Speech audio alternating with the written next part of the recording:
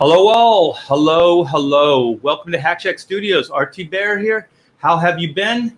It's been a couple days since I've been on a live stream. Yeah. Feels weird. This feels foreign to me. Nah, it doesn't. I'm just making stuff up. Hey, Michael, what's up? What is up, my friend? Woot, woot, woot in the woot, woot. What is this? Wolverine art picking up the slack left by Shane. You got that right. Actually, that was a pretty good stream. That drawing was pretty incredible. Working on a couple drawings myself, but I can't show anybody. Top secret. Where are you at, T-Bear? I'm here. I'm here. I know it always takes me a little bit of time to get these things going. I am going to be doodling some of these things up. I just got an email from Dynamite, and they're like, we need the drawings. We need the drawings. So that's what I'm going to be doing. And also, I have, hey, Victor, what's up, man? What's up? Got Roland in the house. Yo, boy. Yeah, I found this new YouTube channel. Well, it's not new, but it's new to me. It's called Dreaming. No, it's called Adventures in Design. Adventures in Design. And this guy breaks down the new Avengers Campus that's going to be at DCA here in California. So I thought he broke it down pretty cool. And I'm a bit of a Disney person. I like the Disney attractions. I know it's not very popular right now. I don't like Disney as a current company. I don't like their mindset. I don't like any of that shit. But I still do like some of their IPs, and I like some of the things that they do at the park. So I just want to let you guys know that I'm not completely down with their politics. I don't think what they're doing right now is all that cool. It's funny. The reason I have to say this is because I just had lunch with my wife, and she's like, I hate Disney. Disney's horrible. And we've always been kind of Disney people. Oh, excuse me. I'm going to get a little drink there. Yeah, so I just think it's interesting how Bob Iger or like one person or one regime can change most people's complete view of a company. And I don't blame them. I don't. I know that they're having a lot of missteps right now, but I do think about their past and what they did and the innovations. And I do get inspiration from that stuff, like Walt and Roy Disney and all that. I'm just a creative person, so I like creative stories. I like people that have stories about how they've done what they did. And basically, you know, when you create something, it takes a lot of energy, a lot of drive. And there's a lot of people that tell you can't do something. So I do like that. I find inspiration in, you know, somebody having an idea and actually being able to execute it fully and become successful at it. And I think that's pretty amazing. So let's see. We have Icy Boob, Icy London, Icy France, Icy Andino's Underpants. That's an oldie but goodie. Do a double boob one. Oh, you guys are gross. You guys came from Shane Davis's channel, all hyped up about the nipple stuff. So now you guys are going to harass me here. Todd's True says, "Hail Art." D Geek Art says, "Hey all, afternoon." Cam, what's up? Yeah, so I don't know how much of this I can show. I don't really know how this works anymore. I don't want to get demonetized, but this guy has a pretty good video. And before I start drawing, I wanted to share a little bit about it. And he kind of gets into the story of what this Avengers Campus is going to be. And to be honest, when I first heard the idea, I thought it was stupid. I thought it was kind of dumb. And the Spider-Man attraction doesn't seem all that impressive to me. They have attractions like that. It's basically you have like web shooters and you get to shoot targets, but they have other rides that are like that. So it seems like the technology isn't all that groundbreaking. But this Avengers, what is it called? I don't know if it's a Avengers Campus, the attraction, or what it is. But let's see if I can give you highlights of what this guy's talking about. Which we then learned was called Avengers Campus. He showed us images of web slingers, a Spider-Man adventure, and how Doctor Strange will train recruits in the ways of the mystic arts at an ancient sanctum, and teased us with So he gives you a little bit of a highlight of what that little park area or land consists of. Pim Test Kitchen with novelty-sized treats and eats from the world of Ant-Man. Well, if it's Ant-Man, you're going to get really, really small pieces of food and be incredibly disappointed and overpriced, or you're going to overpay. The only thing that would be cool is if they were actually massive, if they were absolutely huge. That would be cool. There's one part. All right, let's move this forward. We don't need to see Bob Chapek, whatever. Okay, so here we go. That would open in phase 1. This is the exterior.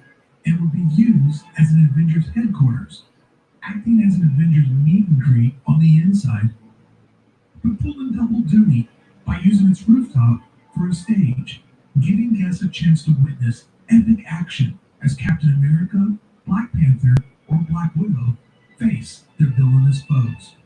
Okay, so this is basically phase 1. So this building will be intact, but the attraction I think is going to come later. So I believe they're doing the Avengers Campus the way they did Star Wars Land, which will be in phases. So, the first part will be the Spider-Man attraction, and then the second part will be this Avengers. And I heard that somebody said this Avengers thing was going to be a roller coaster, but this guy speculates that it's going to be more. It's going to be a lot like Galaxy's Edge. What is it called? They have the Rise of the Resistance and then Smuggler's Run. So this is going to be like Rise of Resistance. So I believe it's going to be media or like technology based. So like simulators, robotics, and screens and all kinds of stuff. So here we go. However, the real excitement would come in phase 2 of the land, as this building would evolve into an Avengers e-ticket attraction. And then he showed us these 4 images. So here are the 4 images. Let me move this forward.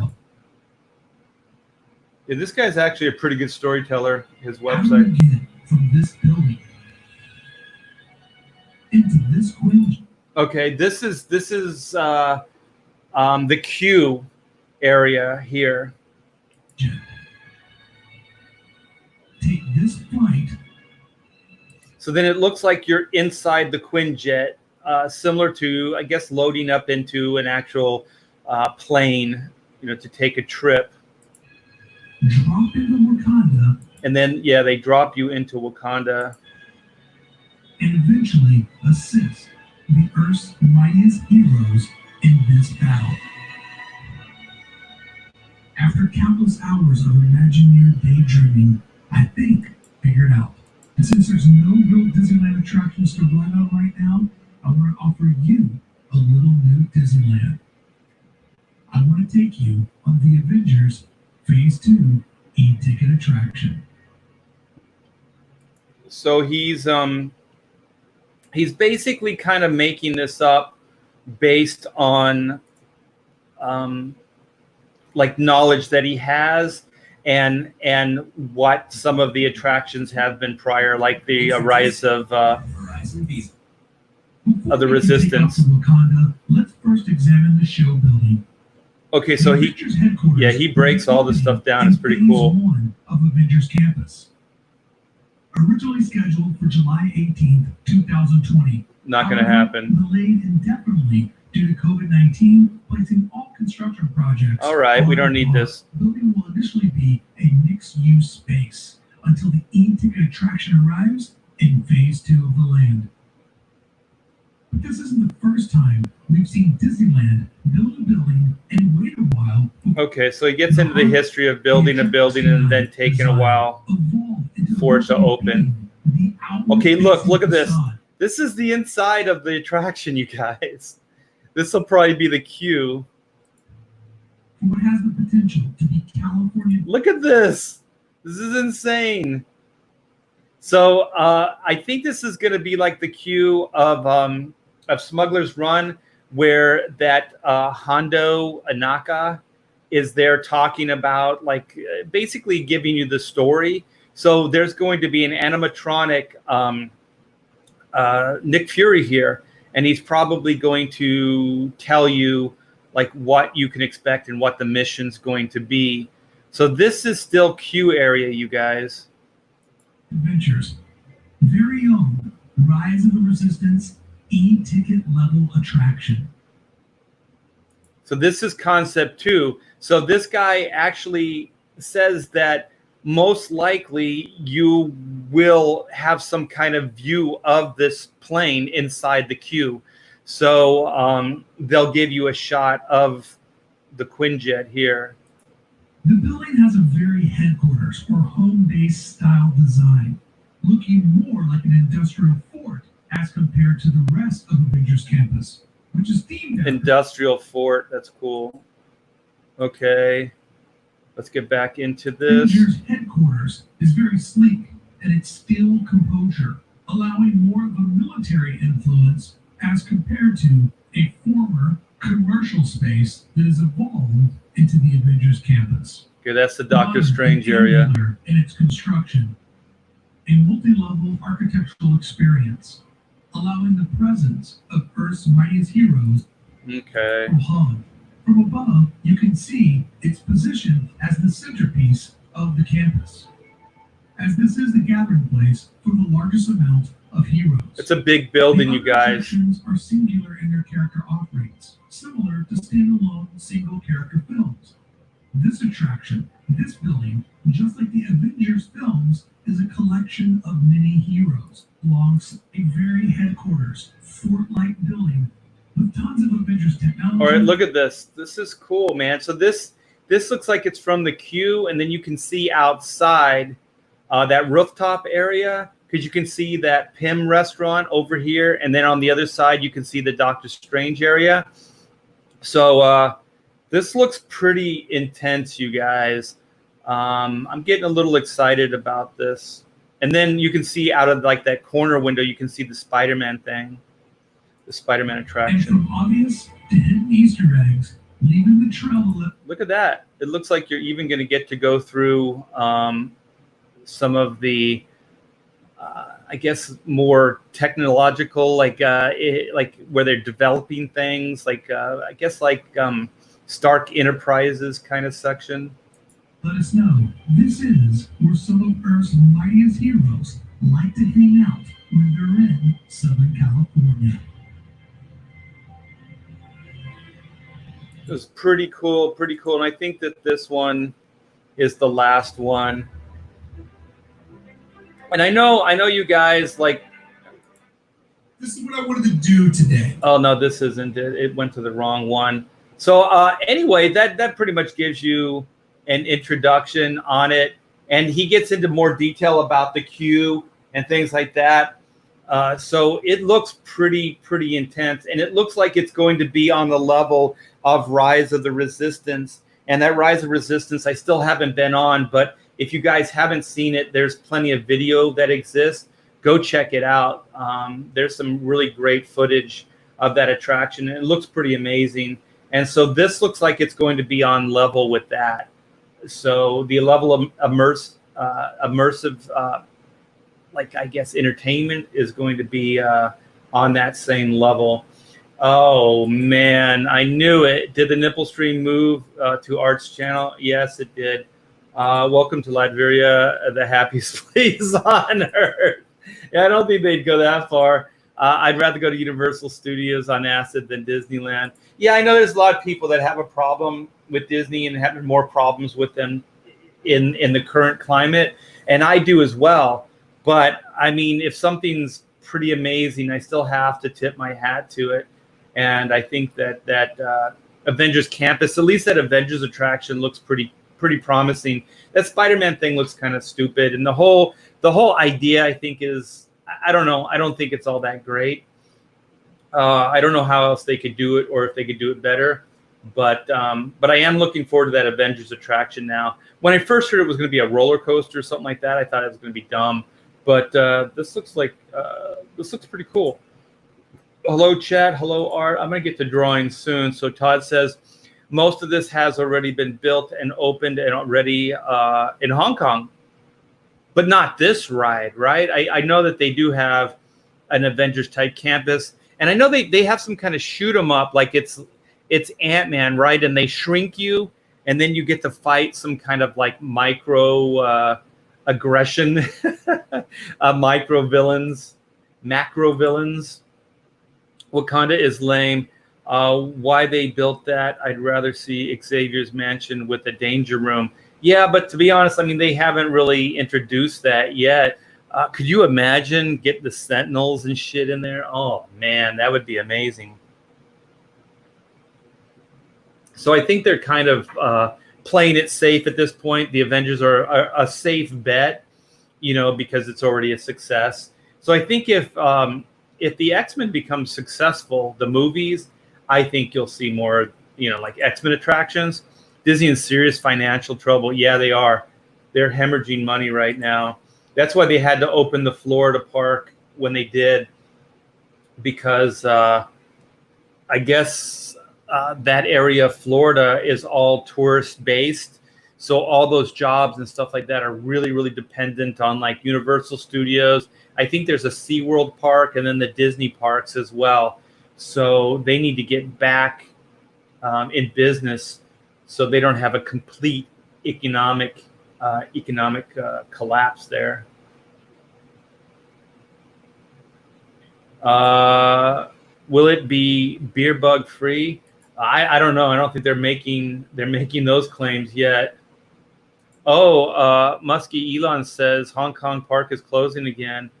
Well, I do applaud them trying to open, make some money, but trying to keep it safe as well, because what's going to happen with this whole beer bug is, if and when, well, hopefully when we get, build up our immune system, and then once this whole pandemic thing's been lifted, there's still going to be those financial ripples, and there's going to be a bunch of new problems. Yeah, I think Florida right now is on an upswing, and I think California is too. A lot of the California stuff they're trying to blame bars, but I think it's because of the protesters.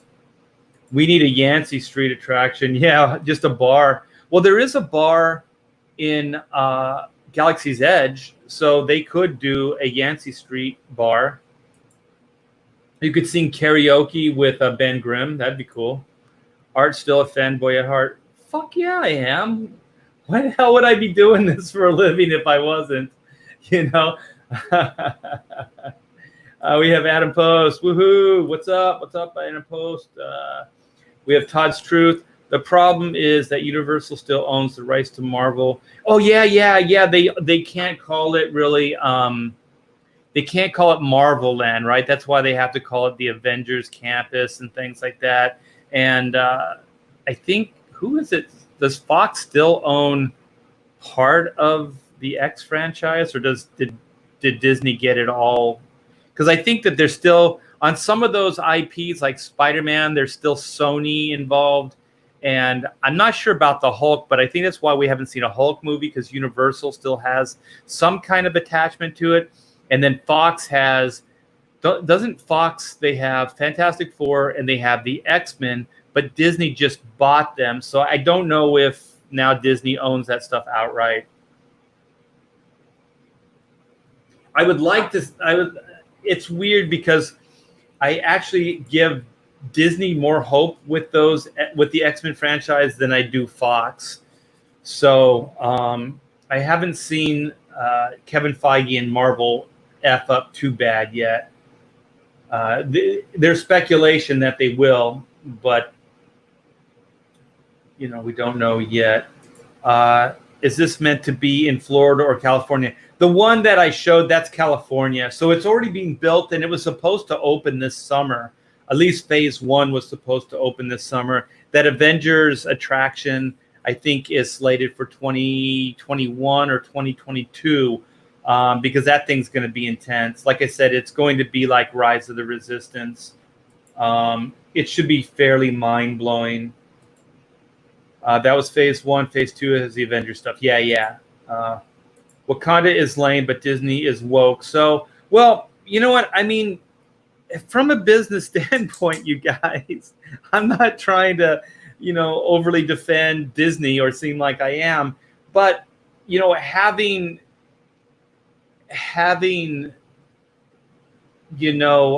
Black Panther drive you or fly you to Wakanda and then having an epic battle or whatever isn't a bad idea. And also Black Panther is a really successful movie. So, I mean, you could be cynical and say they're going woke, but I mean, the Black Panther, I thought the movie was okay, to be honest. It's not one of my top 10, Marvel movies. I thought that they dropped the ball a lot. I mainly with the suits, and I thought the villain was cooler than Black Panther, to be honest. But it does make sense. It did do very, very well, and it's a very popular character right now. So, and not to sound all SJW or whatever, but this would be the first kind of, more, I guess, ethnically diverse individuals for an attraction. Yeah, I don't believe in virtue signal, and I don't believe in virtue signal points, but just to give a variety of different character types, I think it would be interesting if the X-Men movies became successful. I mean, if I said that, what I meant was like successful as far as not financial, but like I think successful as far as story and character. For me, they were financially successful, but I just don't think that they were that successful as far as execution, story, even some of the casting I thought was pretty bad. Those last couple of X-Men movies, you have to agree, Roland, they were pretty horrible. So yeah, I kind of misspoke there. Beer Bug will miraculously disappear in December pending a Joe Biden victory in the presidential election. Yeah, he'll cure the beer bug. That will be funny. It's up 200% where I live. Crazy. Oh yeah. Art is a Disney shill. Bring him in to Andino. Well, I hope it doesn't seem that way. I like what I like. That's it. I call it Marvelous Land. Marvel us. Disney got all the Fox IPs. Yeah, they're going to destroy The Simpsons. But to be honest, I don't think The Simpsons has much of a shelf life left anyway. Are they going to be able to build it on schedule? I don't think so. I think it's already late. They can't do all the Marvel characters of Orlando because Universal Islands of Adventure and Marvel rights. Yeah, I think somehow like they can do more in the California version than they can in the Florida version. Although I think they are planning something like that Avengers Campus in Florida.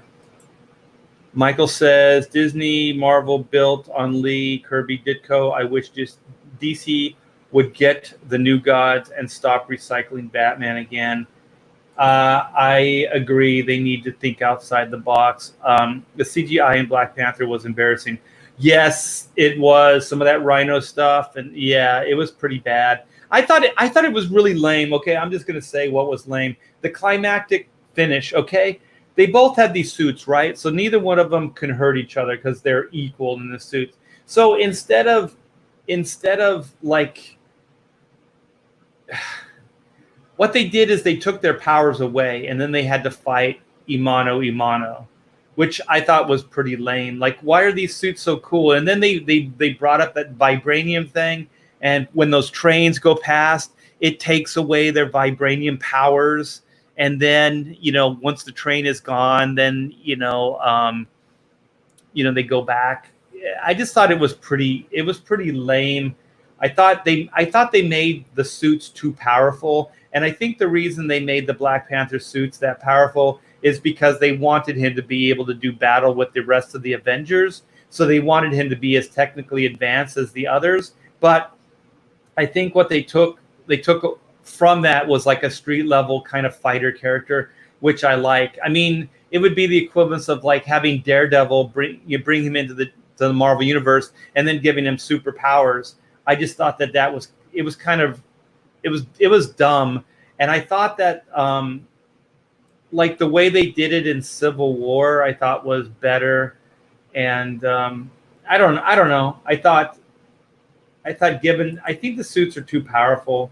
I kind of like Black Panther as just kind of a fighter character with technology, but not necessarily to that degree. Don't blame Disney, blame Bob Iger. I agree. A lot of Disney cast members hate what Bob Iger is doing to Disney. I agree. I have some friends that work at the parks and on higher up levels, and people that work at the Disney and Disney studios, I guess. And they're not real cool with this, because there's definitely agenda, and I think it is being a lot of it is being driven by Bob Iger. I don't care for him either. It's going to take years for us to be okay with Disney art, but I get what you mean. A good coverage, man. Thanks, Max. Yeah, I mean, also it's going to be a few years before they're able to open that attraction. But yeah, I mean, the thing is, there's a lot of writing on the wall with the way they handled, the Star Wars land and things. But and I've been to Galaxy's Edge, and there's a lot of good there, you guys. It's probably 80% good. That Rise of Resistance looks absolutely amazing, but it isn't themed like classic Star Wars. So I don't know. Art sims for Disney. I don't think that's what I'm doing, but Justin McClure says I was doing a stream with Art's campaign. Woo! Oh, very cool, man. Yeah, we had a good day. I think we almost got $1,000 just in today, and Chrono went up as well. I'll show those in a minute or two. Lake Kick One says Marvel signed a contract with Universal. Disney can do what they want west of the Mississippi. Yeah, that's what I heard too. Better said though. We have Shane Davis, speaking of the devil. Are bad X-Men movies good in a bad way yet? I don't know. I mean, some of that stuff is kind of cringy and kind of fun to watch, just because it is kind of bad. So, but I to be honest, I don't really want to go back and watch them. I didn't think they were that good when they first did them. And to be honest, I didn't really care for the Tobey Maguire Spider-Man movies either.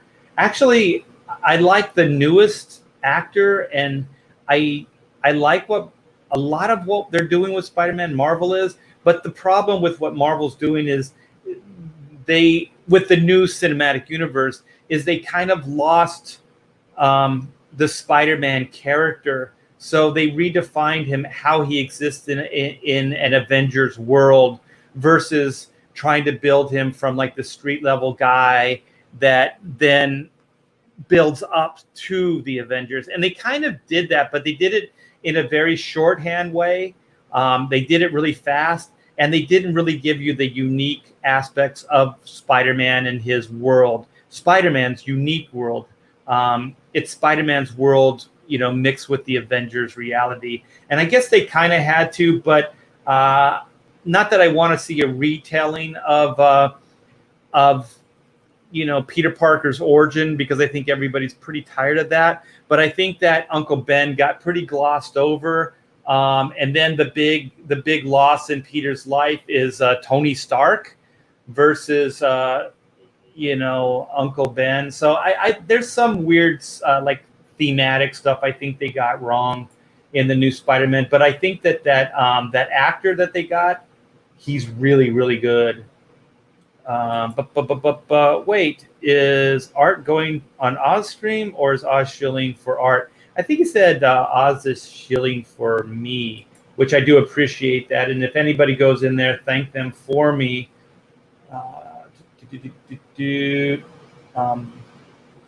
I'm going to get into drawing soon.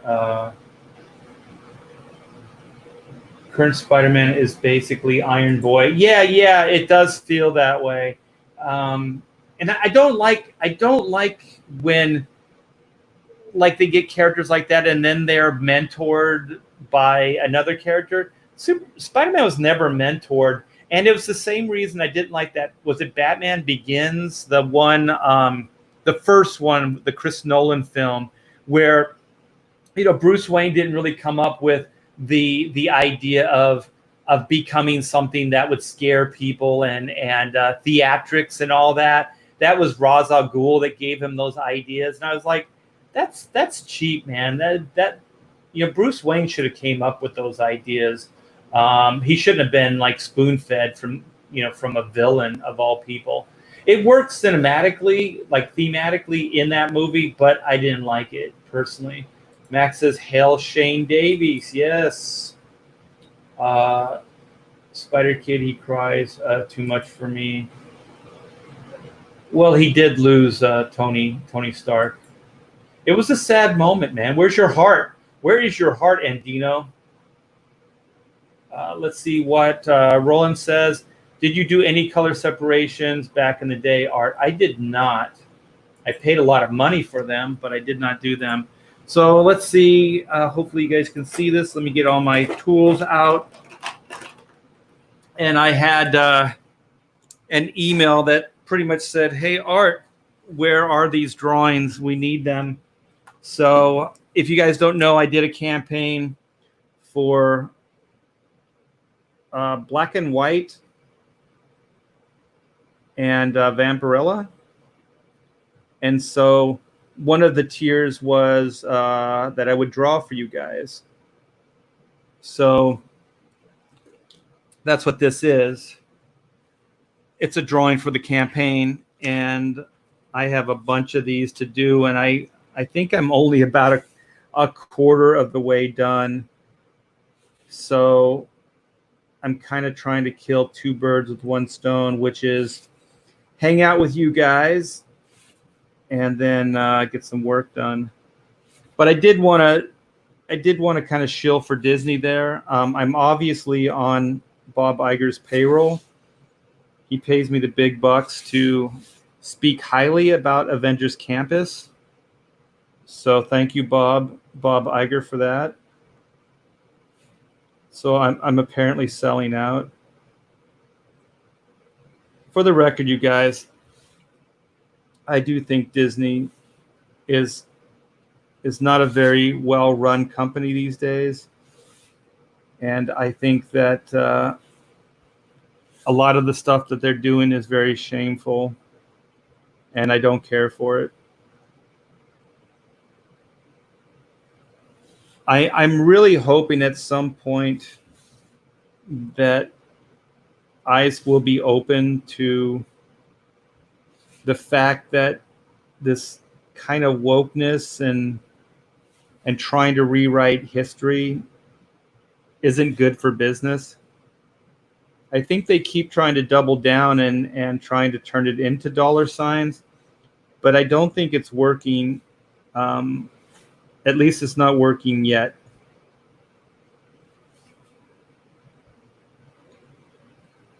So I think they're kind of hoping that it will.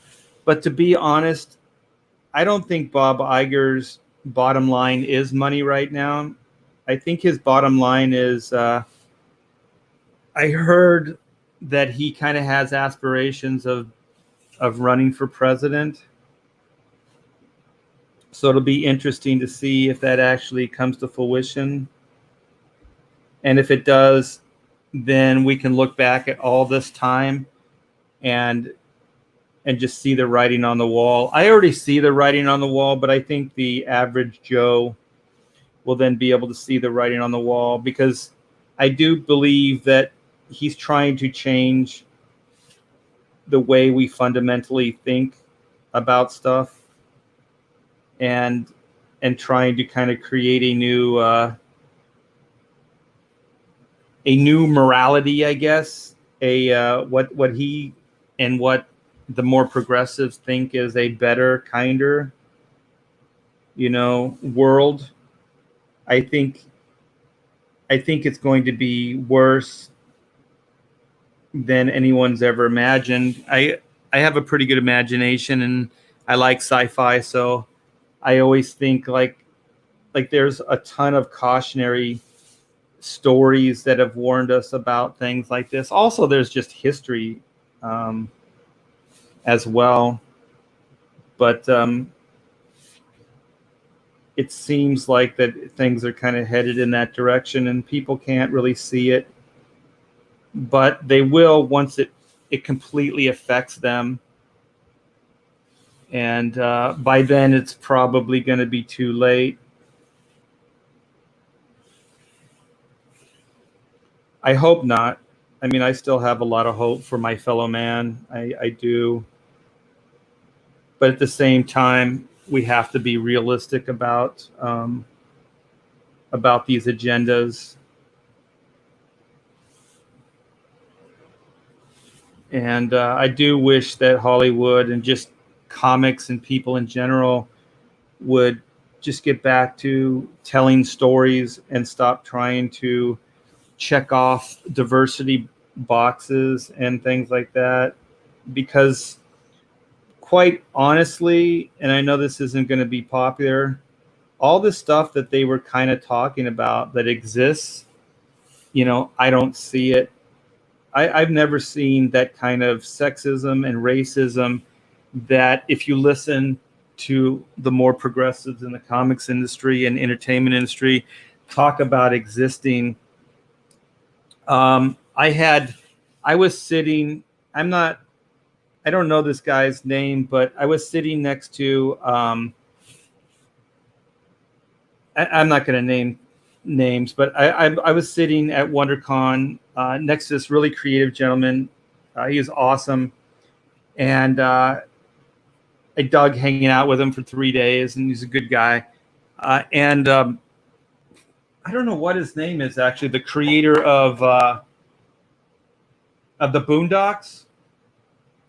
He was at the show, and he came up, to everybody's table, and he was talking to everybody. And so this guy that I'm talking about that was sitting next to me, he asked that guy, because this guy does comic books, and I wish I could remember names so I don't have to keep saying this guy or whatever.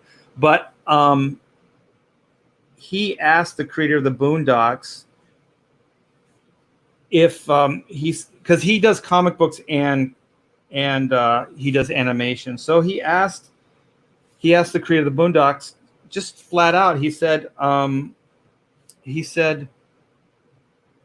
he kind of framed it up as like it was racism, and he said, you know what? He said, you're one of the few kind of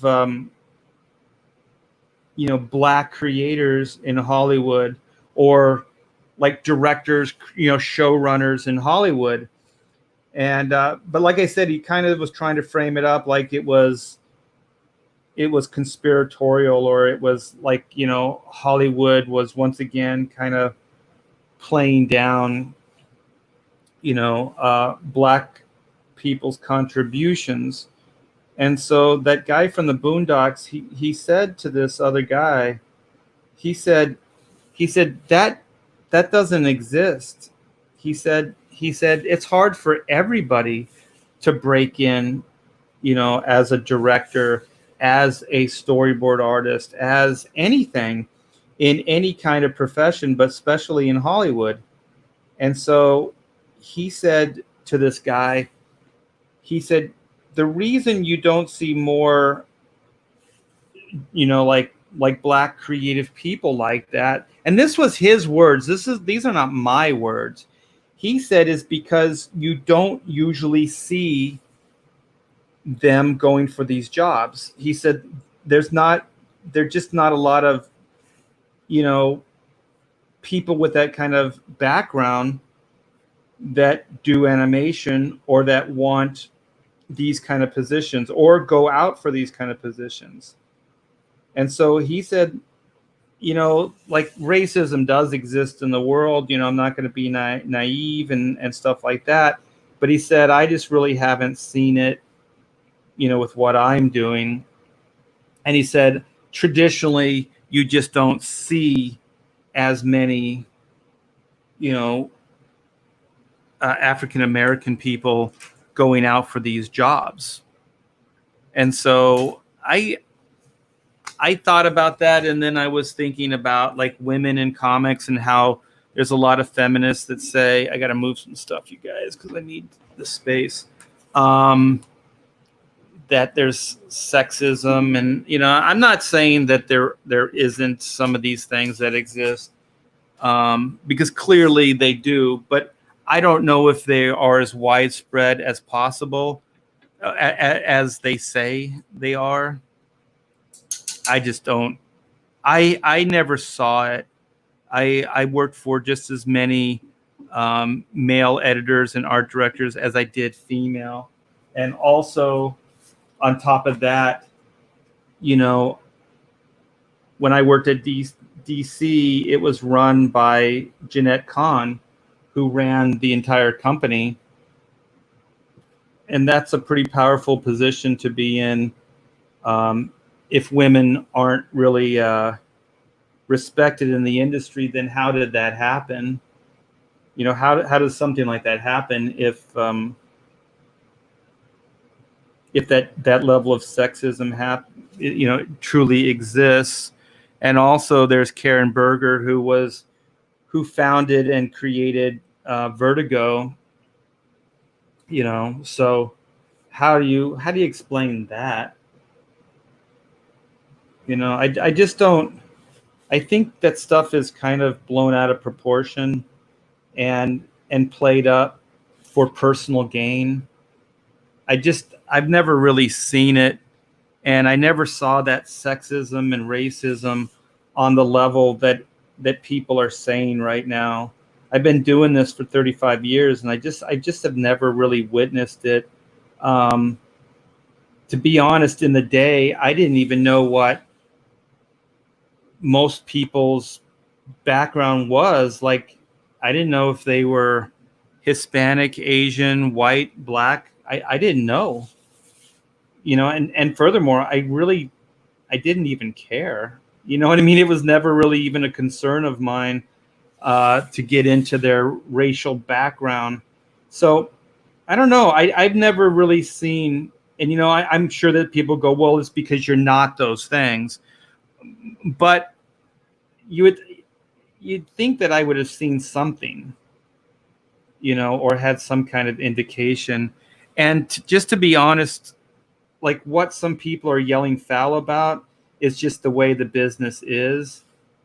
People get fired, people disagree. I've been fired from jobs, rightfully and wrongfully.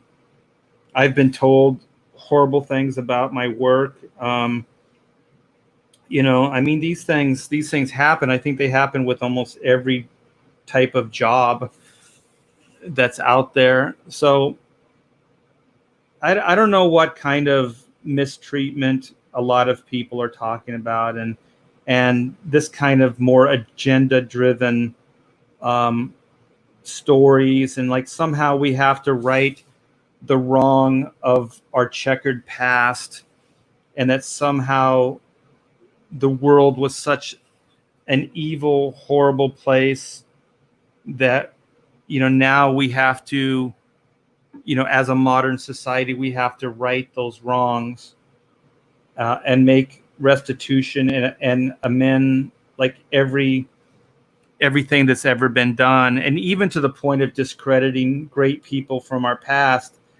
that were just kind of, I guess, like societal norms were different when they existed.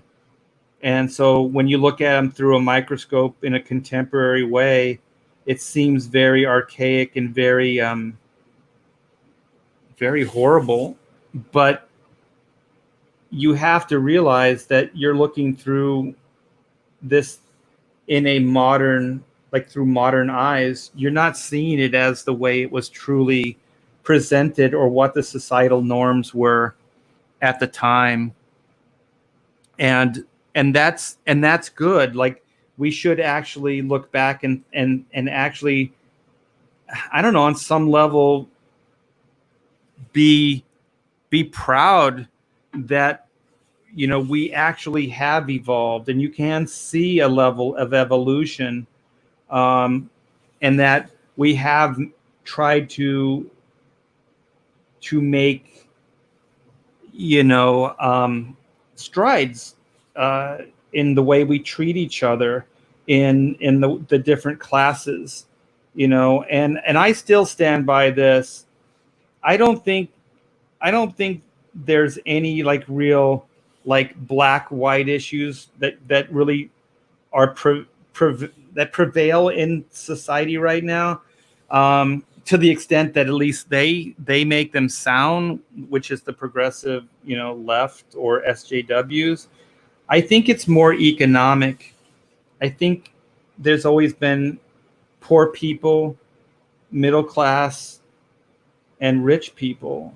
And I still think this is more of a class thing than it is a race thing. I think that poor people, by and large, get treated differently than people with money, and I think that's just fact. And so, I think some of what we register as not being fair is more economic than it is like racial. But they're definitely searching, and they're creating the narrative so that whenever things happen, that they can go, see, this is another example of it. This is another example of racism in this country. And I think that if anything, it's more economic. I think it's more like people that don't have means get treated differently than people that do. That's just my personal feeling about it. The haves and have-nots. And I think that's more of a universal truth. And I think that, you know, that you can control people easier if you create an us and them narrative, because it used to be us and them, but it was the haves and the have-nots. So most of the poor people kind of sided together and were like, yeah, well, we're all poor. You know, you can have poor white people, you can have poor Hispanic, you can have poor Asian people. You know, I don't think poor discriminates in that way. The privilege stuff boggles my mind, because I kind of sometimes wish I could get into a conversation with a fair-minded person and try to have them enlighten me on what my privilege is, because if there is such a thing, I don't see it, and I've really never seen it in my life. My dad grew up poor in the Depression era. They slept in a basement of a building because in the wintertime in Detroit, it was really, really cold. And it's the only way that they could survive and not die out in the cold.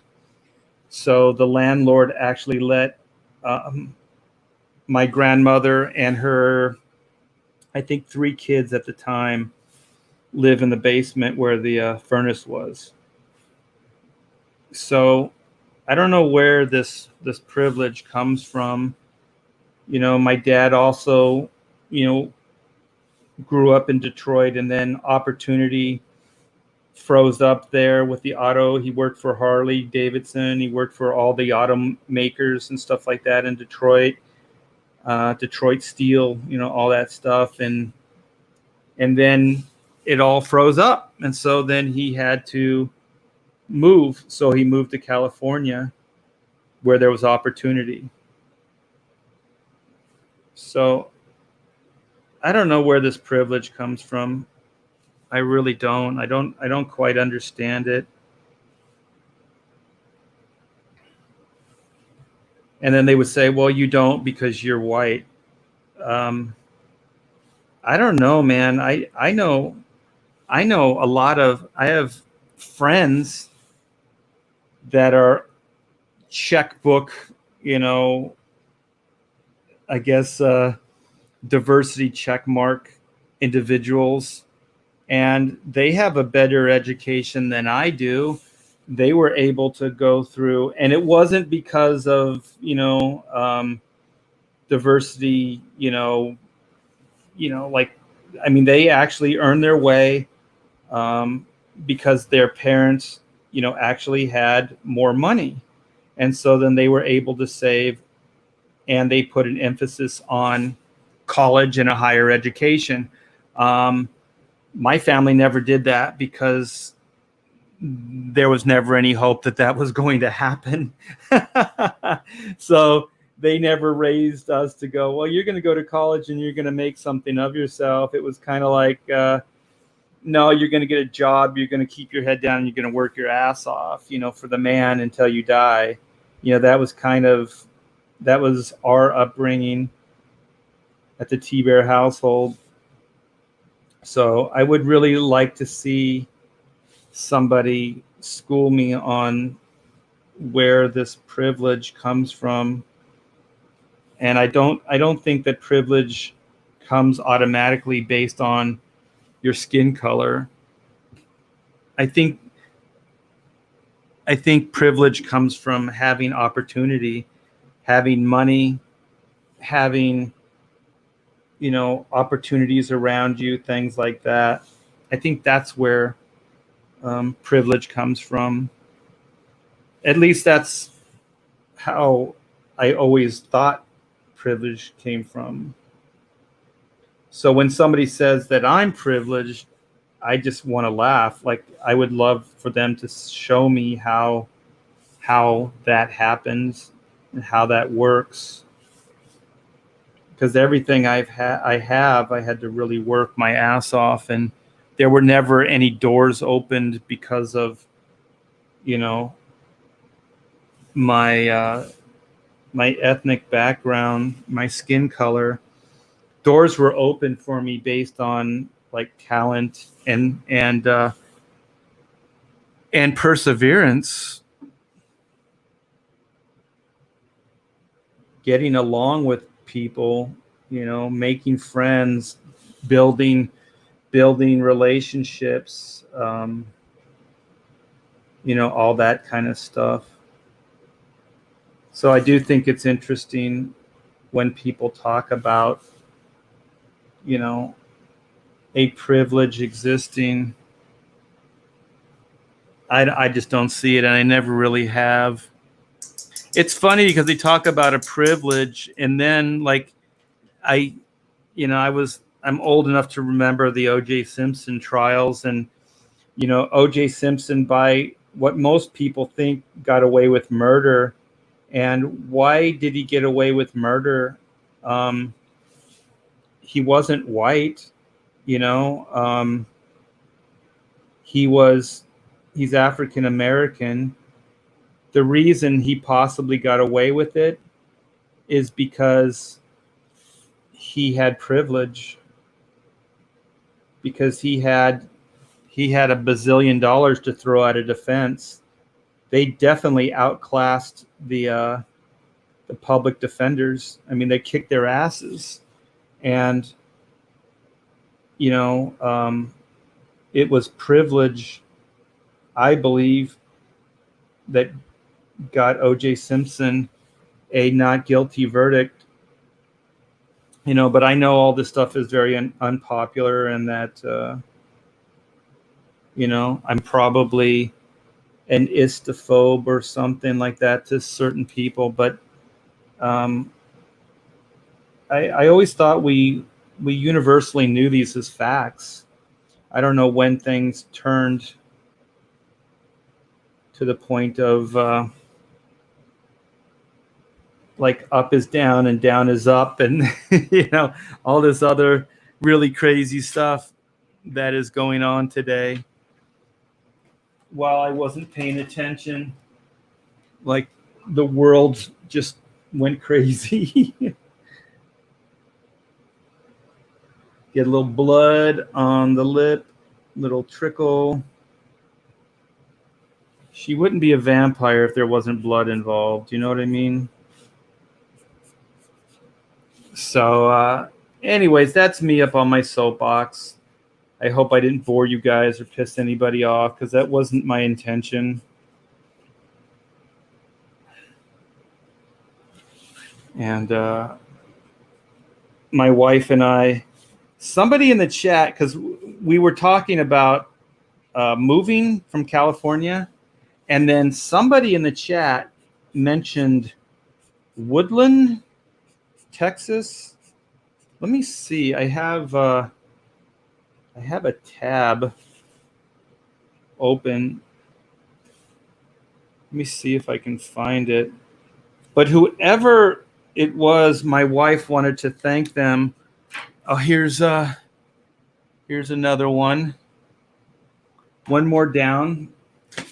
30 or 40 to go. And I just threw my glasses on the floor. Hold on, you guys. I got to get up and walk over and pick them up. I'm walking. I'm on the other side of the room. I'm walking. Yeah, sorry about that. That makes for bad streaming, but it happens, and I'm dealing with it. So let me see. I want to make sure that it's Woodland, I believe.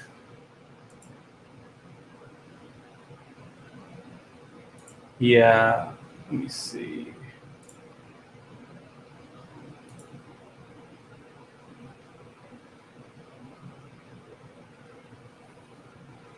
You see here, Texas. Yeah, this is Woodlands, Texas.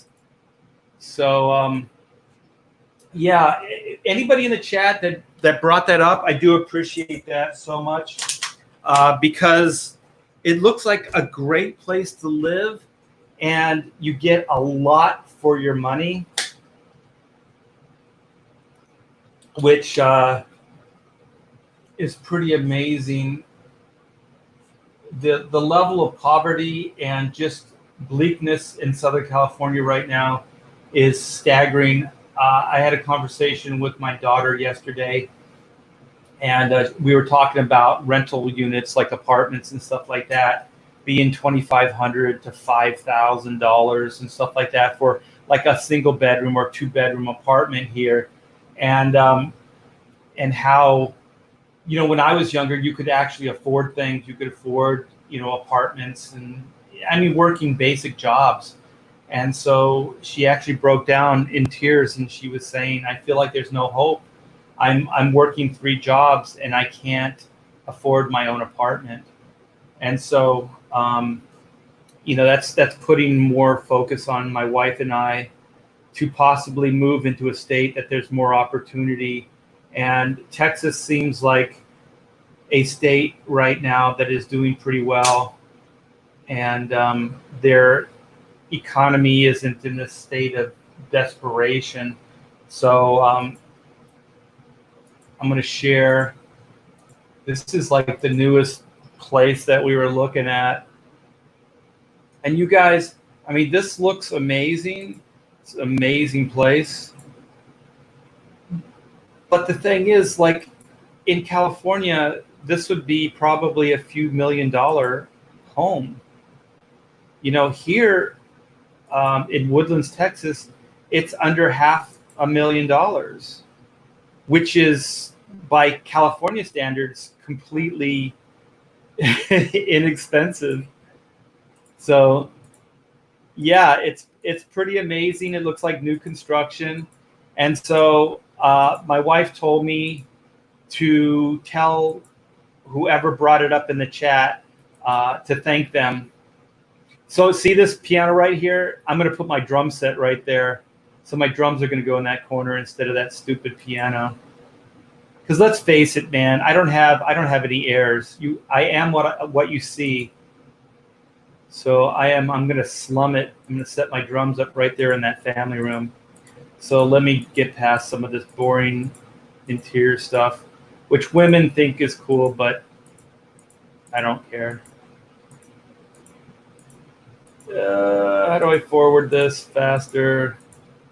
Okay, here. This is what interests me. Complete outdoor dining. Like there's a grill, there's a refrigerator. There's 2 patio areas. There's another area that has like where you could grill or just have a fire pit and hang out at night. There it is right there. And then it has enough land on it that you won't feel like you're just, right on top of your neighbors. So I asked Pamela to talk with the real estate person. It also has a big side yard. Like it has more property than that fenced in area. Let me see if you can get to it. Yeah, it's right there. So we could have a bunch of dogs and just let them run free back there. And this is part of that as well. And then there's like a river that runs in the back. It's pretty cool. And so I want to thank you guys, whoever in the chat brought that up. I do appreciate because we were looking in places in Texas, but this looks like a great community, and it looks fairly new. So it's all new construction, so modern sensibilities. Todd says I could take up farming. If I had the energy, I would love, I could grow vegetables and stuff in that side yard, and it wouldn't look horrible because there's plenty of room. California exit to Orlando, and it's 40% cheaper than California. Yeah, I've thought about Orlando and Florida, but the only thing about that area is there's alligators, and parts of Texas, there's a lot of humidity, and that area that I was talking about, that Woodlands area, I think it's close to Houston. And if I remember right, Houston is more on the southern side, so it rains quite a bit, and you get the I'm not sure about hurricanes, but you get some of the more humid kind of conditions, things like that. So, and there's alligators, and I live in Rattlesnakes Central here in California. I'm up in the hills, and I probably kill 3 rattlesnakes per summer that get on the property here. I'm not talking about just on the street and stuff. I'm talking about they get, like they'll be on the porch or in the back or by the pool or whatever. So, because I have been criticized, don't kill them. Yeah. They'll kill me. One of them bit my dog, so I don't really have a lot of love for rattlesnakes. So I'm kind of used to living with things that can hurt me, possibly even kill me. But man, alligators, I don't know, man. It scares the shit out of me. They're dinosaurs that are still in existence. They're just killing machines. I don't like that they can look like logs. They could just be floating in the water. Nobody in Florida goes in the water. There's a ton of water, but they don't go in the water because of these freaking monsters. They pretty much are monsters. And I don't know, man. I don't want to live anywhere that there's giant monsters that can eat me. I think I was listening to John Malin. Maybe it was one of those Jack shows, but they had some like a recording of some guy and girl, and they were in a pool. And I guess they had a camera set up, like security camera. And so they're in the pool just having a good old time. And an alligator from off frame comes into the pool and goes right at them. Like, what do you think that thing was going to do? That thing wanted to eat him, man. Like, that was absolutely frightening. And so the guy kind of darts out of the way and is able to jump out of the pool. But the girl, she kind of backpedals. But from what they were saying, she actually got bit a few times by that alligator before they got her out of the water. That's crazy shit, man. Like, I don't want to live anywhere that could potentially happen. I don't even want to go to Disney World because, there's gators on the property there. Like, if I lived there, I would carry a gun all the time. Because if I saw an alligator, I would just blast it. I wouldn't even ask questions. I would just kill it. But that's me. Yeah, because holy shit. And those things in the water, and they're fast. And then I saw, because I was thinking, oh, well, if you had a fence, you could keep them out. And then somebody had posted that this alligator, it climbed like a chain link fence that had barbed wire on the top of it, and it just climbed it. And then I started thinking, like, well, why couldn't it climb? They're like they're like huge lizards. They're massive lizards, and lizards can climb walls and shit like that. So once I saw that, I was like, you can't even keep them away with fences. Like, they'll just climb the fence. And then I started thinking about it, like, that thing climbed the fence, but also it climbed the fence, but now it's in your yard. Like, it can't get out. You set up a fence to keep them out, and now it's in your yard, and you can't get it out of your yard. Screw that, man. No, thank you. But yeah, I could live like a king in Florida. And to be honest, I mean, it's not exactly off of the list, but it's way down on the list.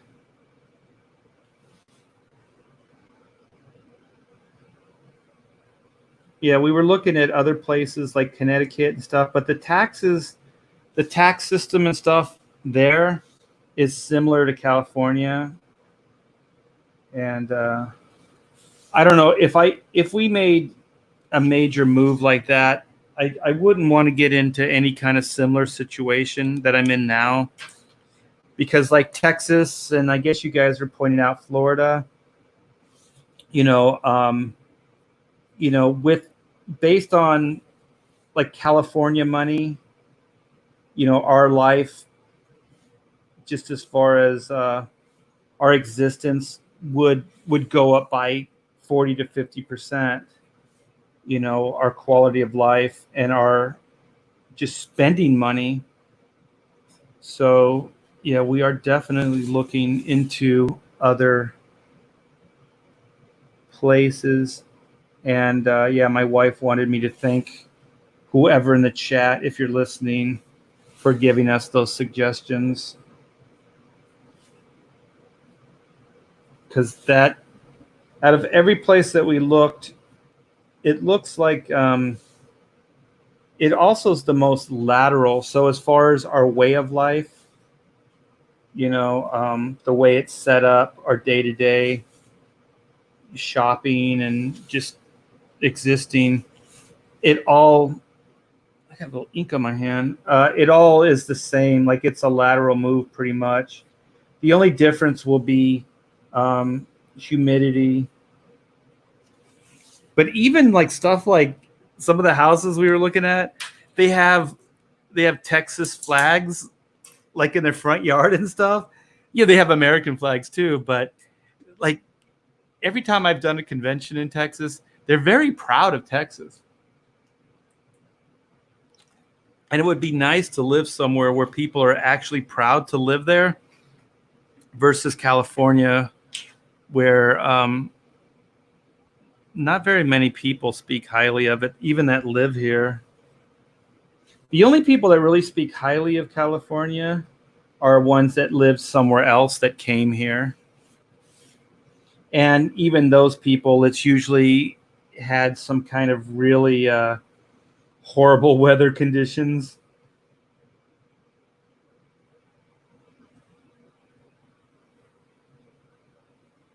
So, yeah, we'll probably within a year or so, hopefully sooner, we'll move out of this area.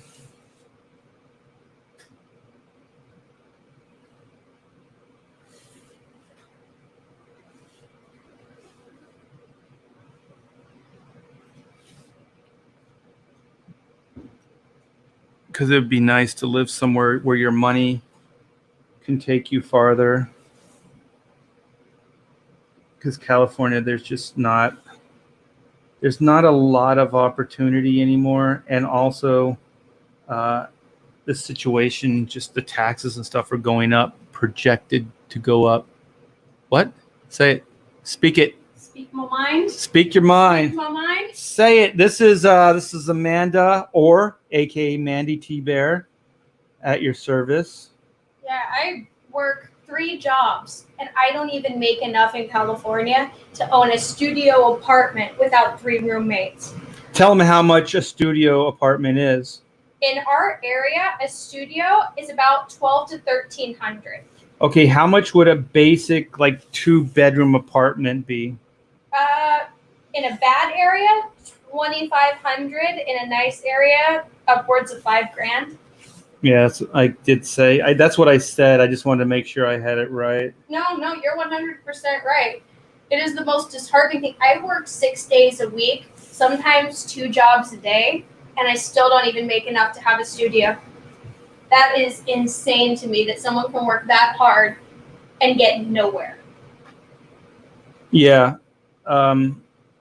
It's just not feasible. I don't know how the city, the state actually can live with themselves knowing that. And then they kind of placate the lowest common denominator in the state. So, I don't want to get into a big controversy because I know illegal aliens and whatever, but let's be clear. It's illegal aliens. It's not legal, people come in here. It's the illegals that come here. And so our government kind of panders to them, but then taxes the shit out of, everybody else, so those people can come in here and basically have the American dream. And I don't even think that serves them, because what happens is that, people, they're weak. They can be exploited. So if you work under the table and you take these jobs, then you can get mistreated very easily. And so the reason I'm also against, illegal is just that it's not even good for the illegal. They if they pay into the system, they can benefit from the system. They can actually not, walk around like they have to hide from people. They can be proud and they can go, well, I'm an American. I pay into the system. I'm part of the process. Give them their pride. Give them a sense of ownership of the state. And then, employers can't exploit them. And I do think that one of the reasons why people fight against or they want the illegals is because I think those are the people that are exploiting them. I think it's a way of getting cheap labor, to be quite honest. I mean, I could be completely wrong, but it feels that way to me, because I don't understand why else you would do it.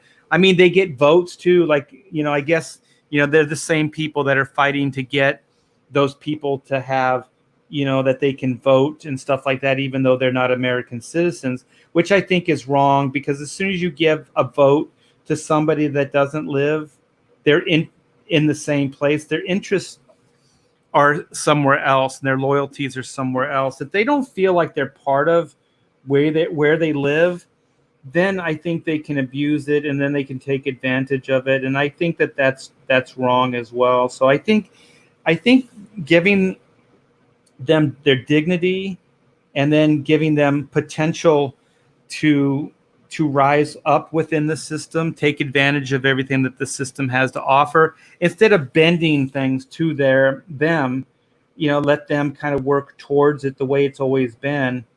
And then they can have a sense of like ownership of California. They can feel like they're part of it, then that they don't have to hide in the shadows or get paid under the table, or that type of thing. So I think it also it would give them a sense of pride and ownership of the state that they live in, and that they contribute towards.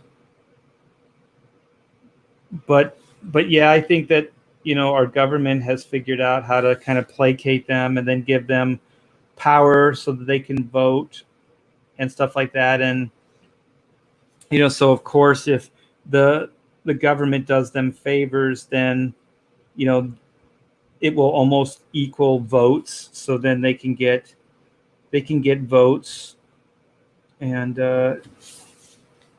I just think that it's another form of corruption, and it doesn't really do anybody any good, I don't think, in the long run.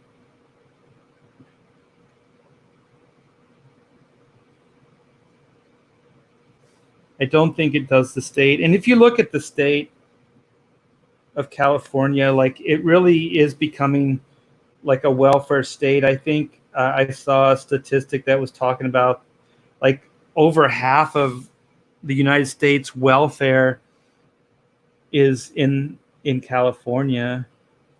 So it's not exactly flourishing in any stretch of the imagination.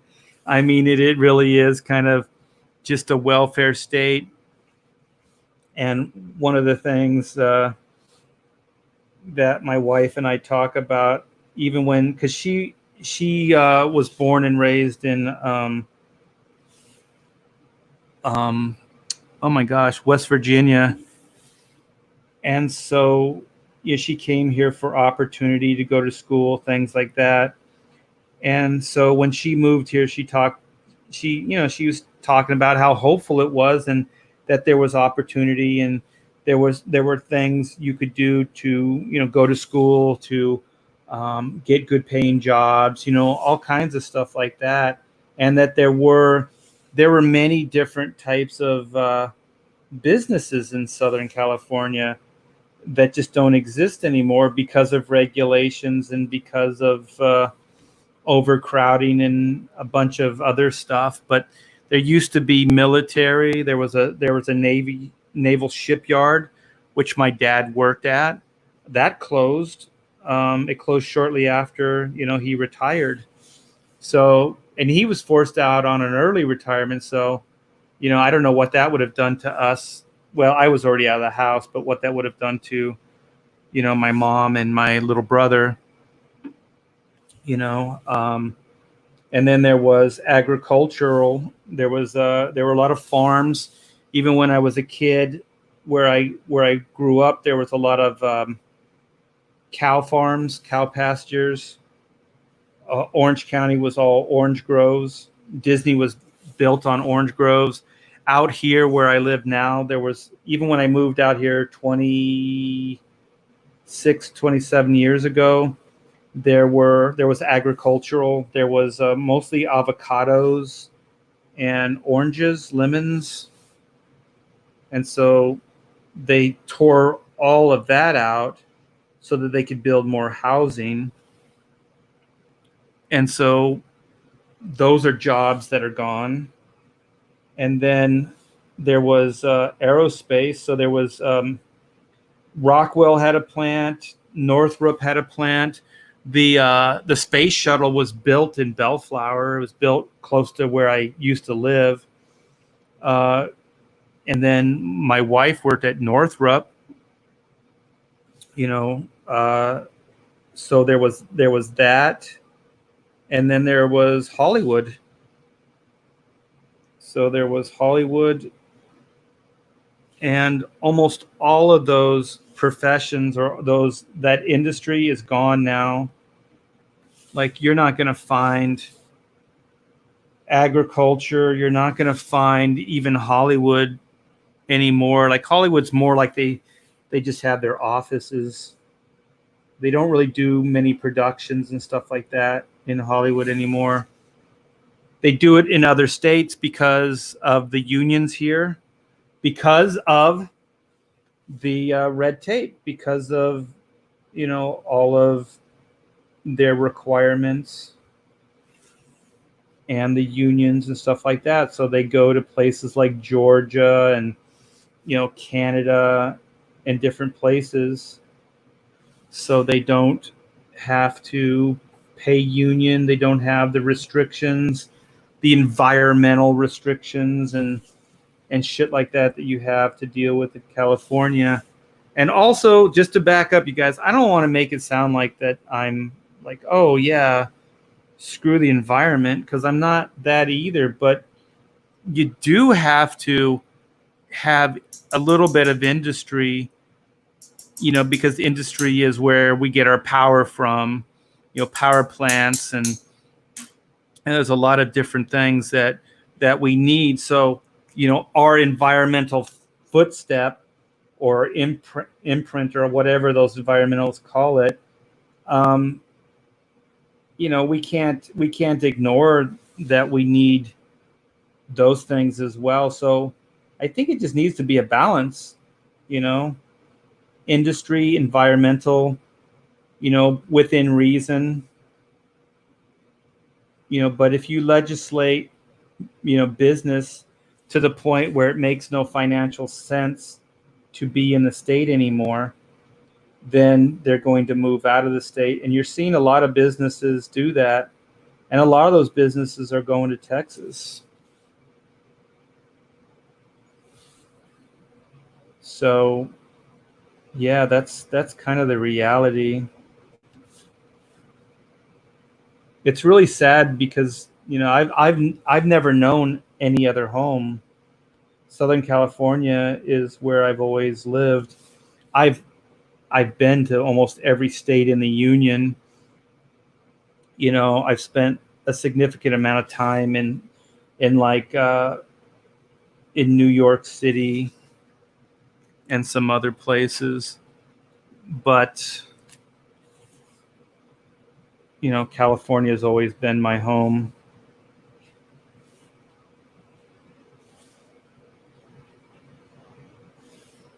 So it's with a heavy heart that I'm going to be moving. And it's not even like financially, like I can't live here, because I can, it's just a matter of trying to move somewhere where there's more opportunity for my kid, and also where I could maybe hold on to more of my money, where my money will go further.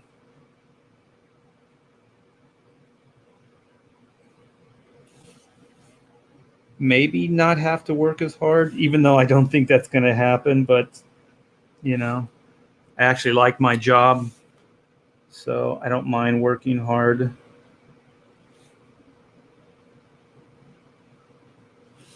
All right, one more down. I think somebody in the chat asked how many of these I have, or how many I have left. I don't know. I have a whole... Let me see. Let me put this up here so you got something to look at other than a black board. I have them all printed out here. Ooh, it's actually a lot thinner than it was. I have 1, 3, 4, 5, 6, 7. I have 7 more to do.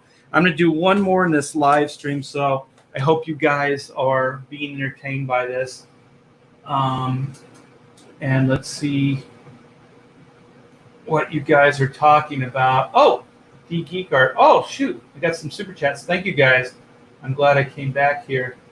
Let me read these before they disappear. So I got $2 from D Geek Art. Thank you so much. A studio in your area is almost my house payment. Yeah, it's crazy. And to be honest, I can't even afford one of those studio apartments because my mortgage is so low. This house is almost paid off. So comic books have been very, very good to me. And we're doing, okay financially. But yeah, if I was just starting out looking for an apartment, it'd be very, very tough. D Geek Art, $5. Thanks again. And a house payment in my area of California is the same as a home with 5 to 6 acres in northwest Nebraska, which is where we plan to retire. Yeah. Oh, I'm sorry, you guys. Who are you inking? This is Vampirella. I'm sorry. I really should have came back to the chat quicker. Yeah, so thank you. Thank you, Mike. You guys are good. Earn it, preach it, T-Bear. Yeah, I'm sorry if it sounds heavy-handed. I'm just kind of sharing what's going on right now at the T-Bear household. Let's see what this says. $2,500 a month for a San Pedro townhouse condo with a view of LA Harbor, a block from. Oh, that was 10 years ago. Yeah, definitely 10 years ago.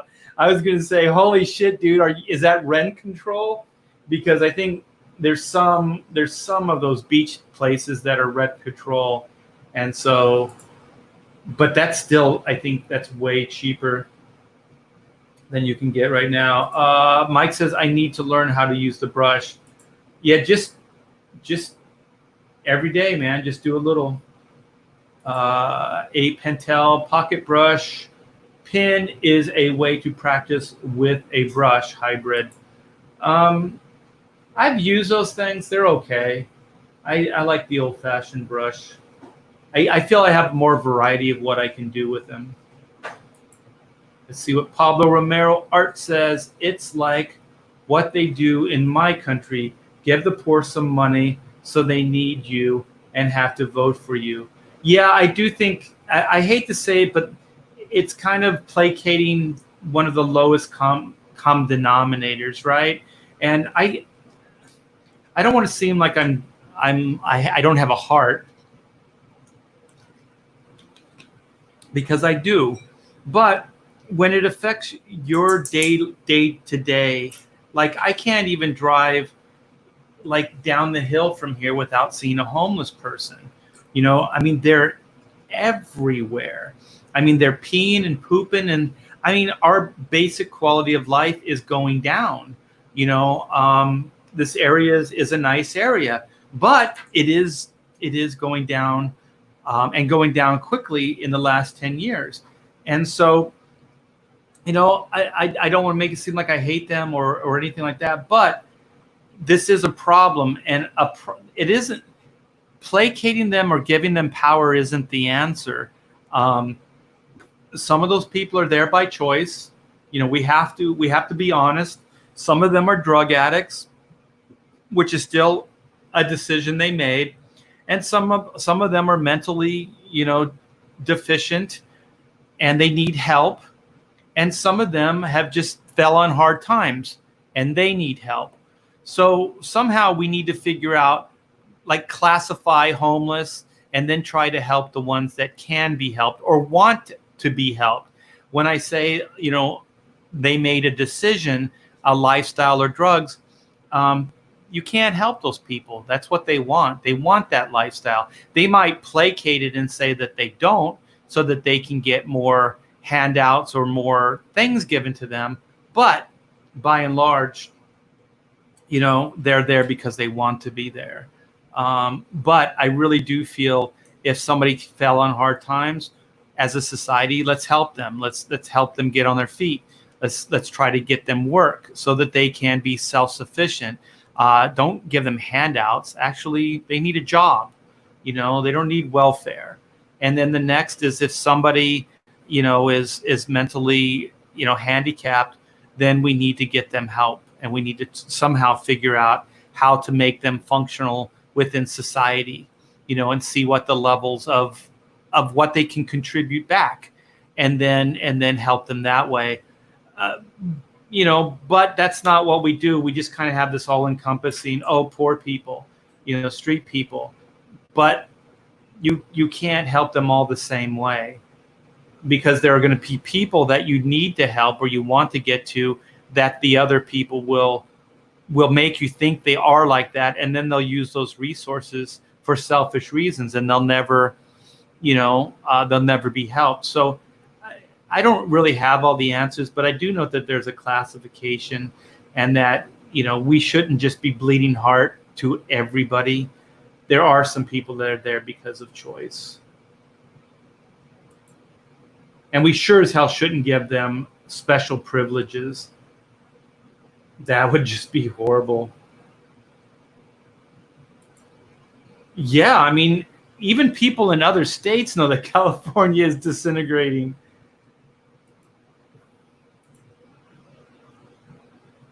Yeah, I thought about that, because also there's work in Georgia, because there is Hollywood, and there's video game companies and stuff like that. The only thing is, man, the humidity is really, really bad.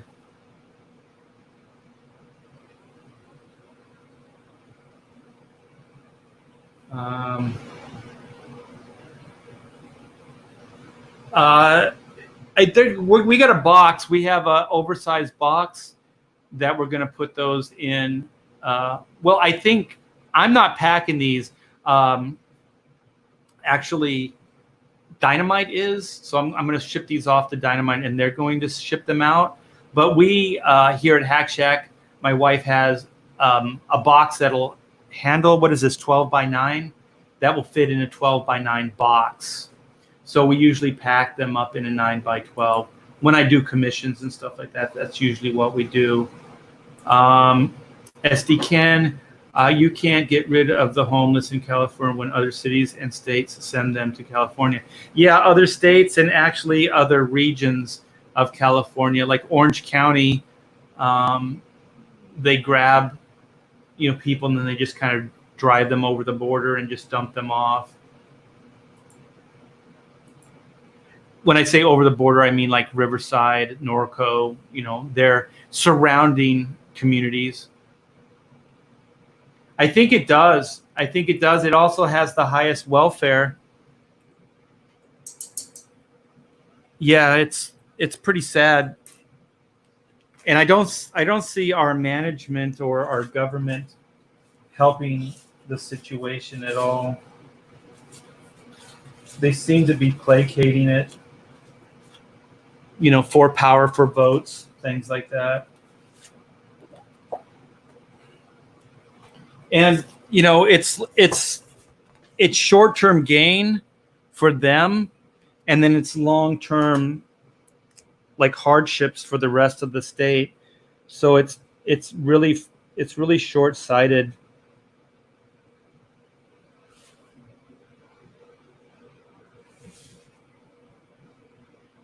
Because also, about like the illegal immigrants and stuff like that, I don't think they dreamt of coming over to California and starting a life and being, paid under the table or being exploited because they're not documented. I don't think that that's their dream. I think their dream is the American dream, which is be part of the system, pay into the system, and then be able to actually benefit from the system.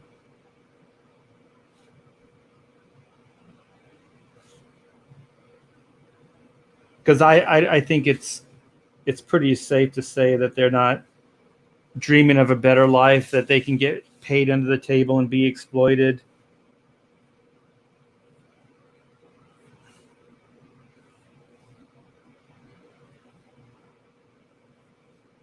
we have a friend, and he talks. He lives in the area, and he talks about his early coming to California and being deported and stuff like that.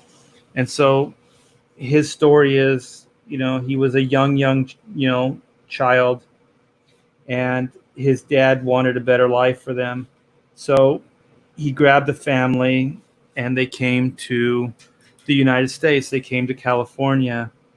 And so, they came illegal. And so the dad, tried to make ends meet. They're living, they're existing. But then the system caught up and deported them.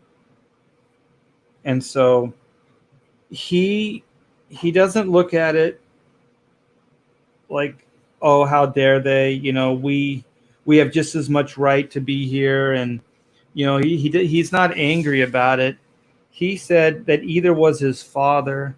He said that what they did was it made his father want to work harder. So, in Mexico, he made sure that when he was going to come back with his family, that he came back, but he did it right. So he did it in a legal manner so that they could be part of the system and everything else. And so that's what he did.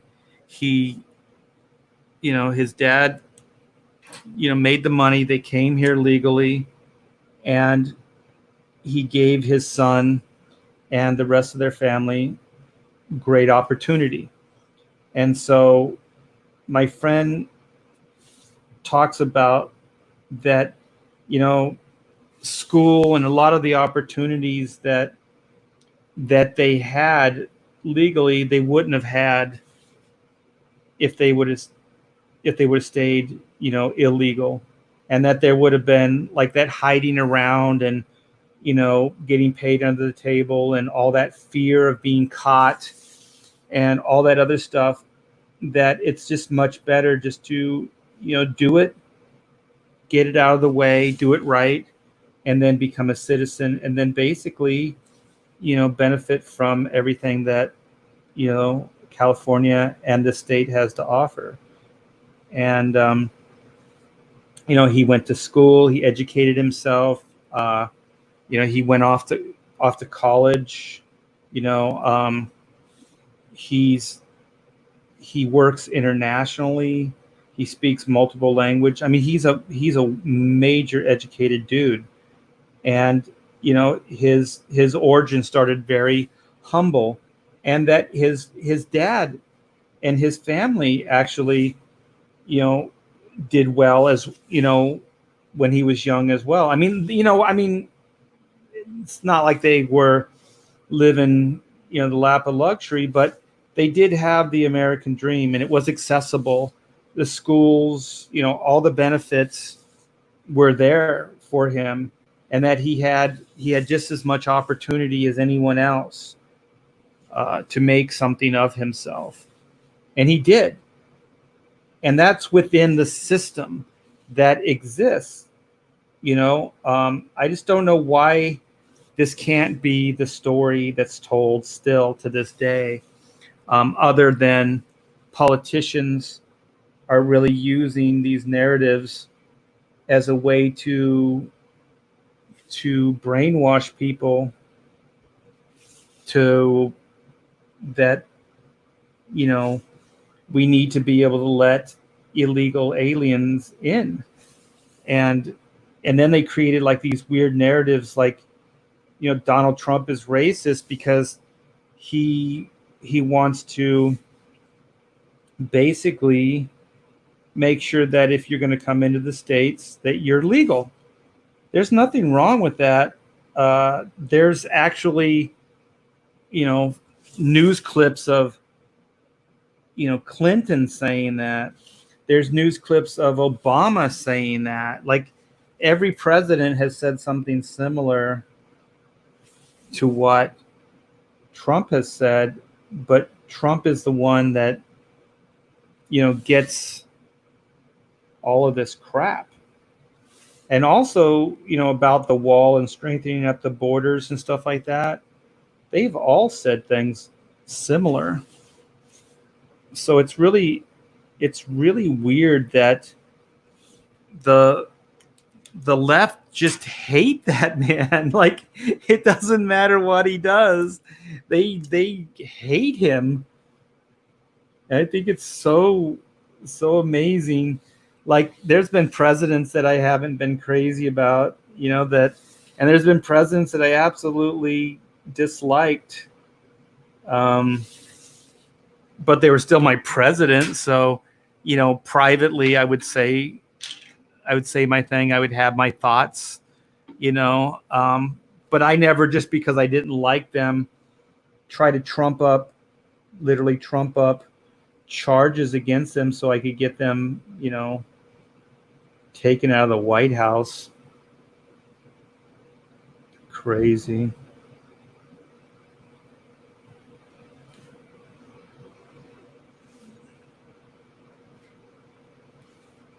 And I don't care what side, like left or right. I really don't.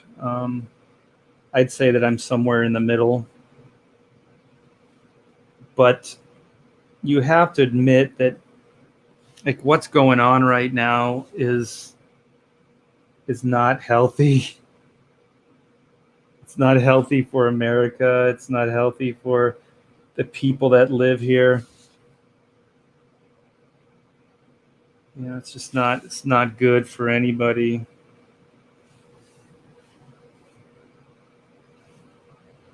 And if there truly was an injustice that I felt like protesting and speaking out against the president and stuff like that, if I felt like that really did exist and that was a true narrative, I would be the first one out there. But I don't think that's really the case.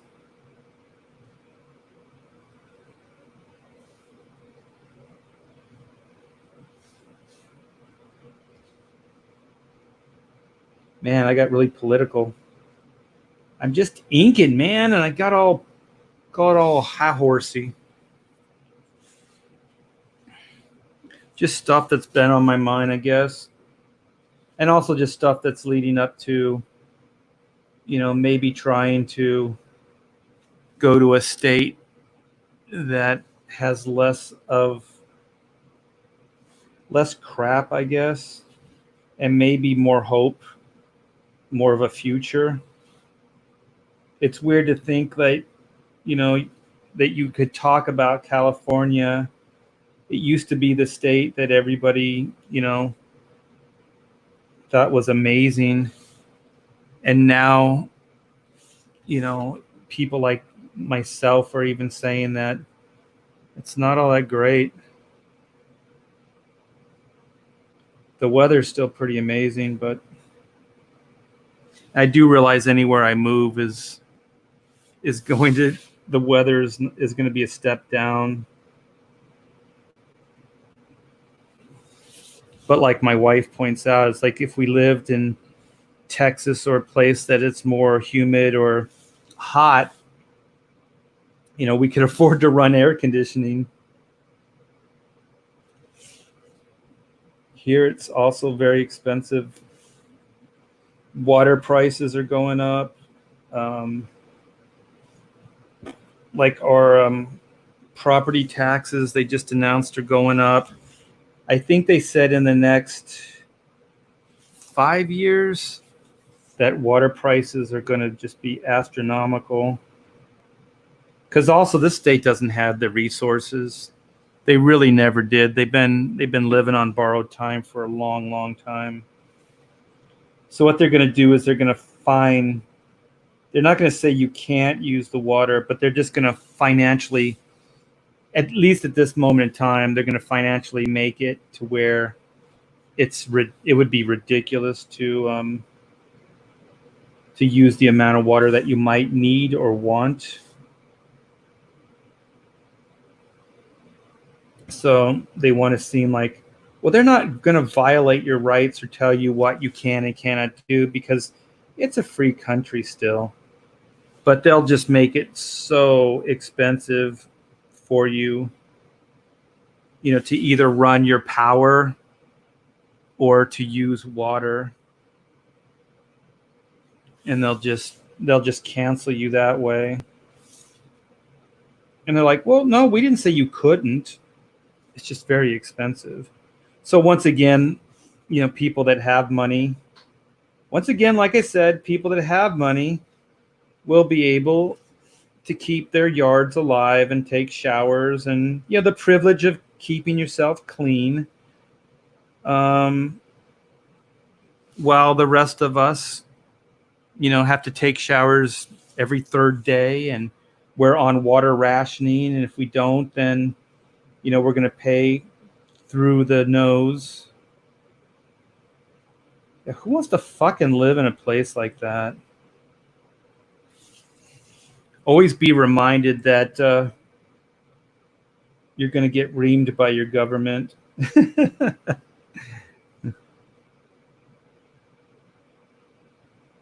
While they're giving all these rights and stuff to other people, while taxing the shit out of you.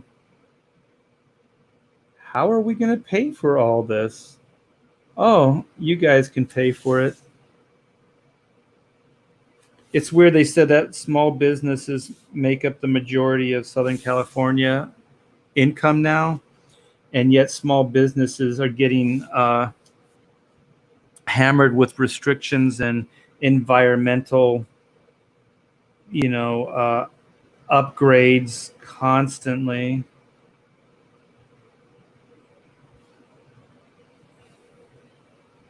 Like how they're going to be able to afford running a business here is going to be nuts.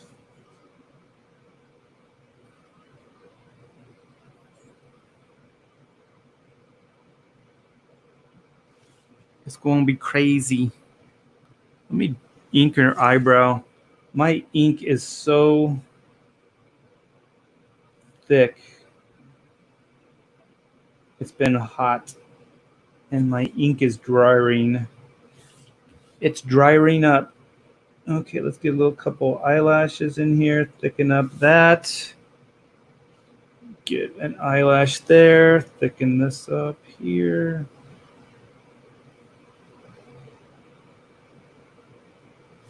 All right. We are almost done. She's looking hot. Yeah, so if you guys haven't, I've been so busy just drawing and trying to get things done. Black and White is the live campaign is going right this very minute. Let me see. We were really, really close to. Let me check it out. I need to rinse my brush out anyway. Check out this unfinished drawing while I wash my brush out. I'm going to get myself a water. My water is going away.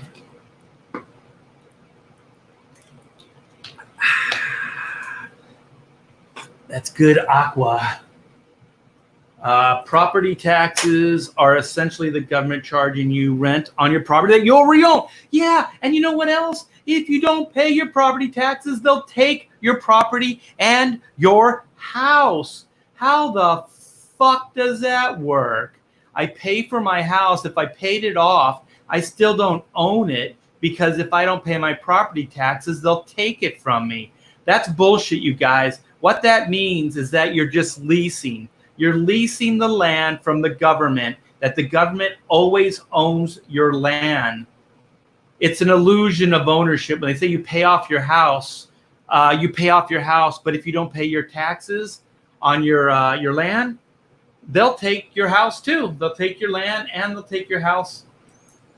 Yeah, I don't know how the hell that works.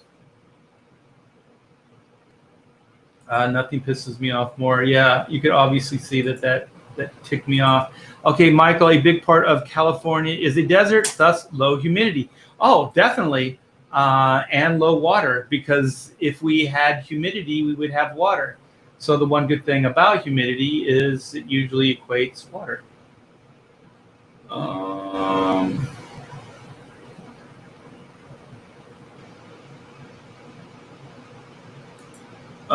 The real Steve Dye.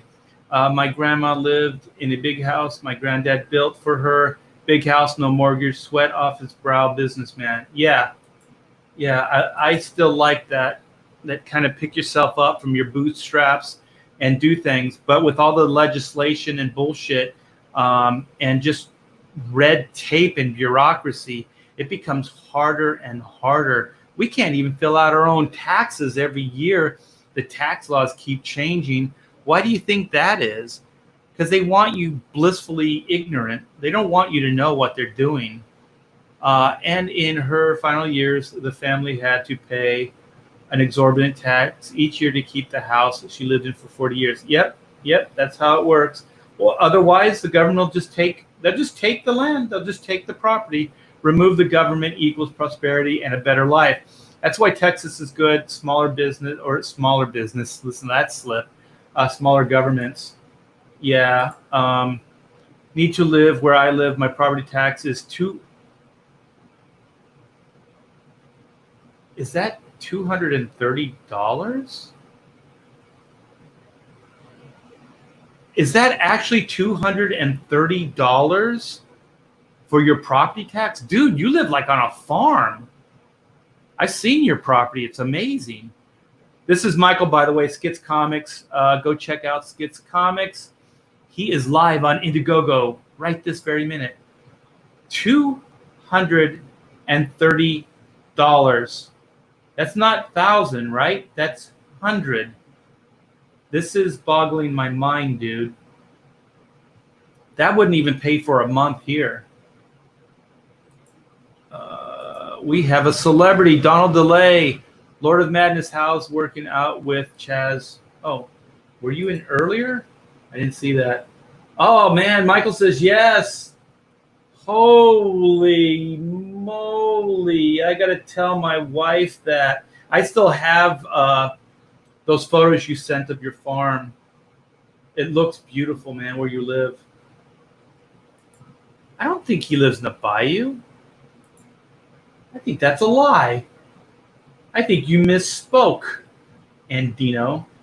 100. Oh, my, I'm having a hard time.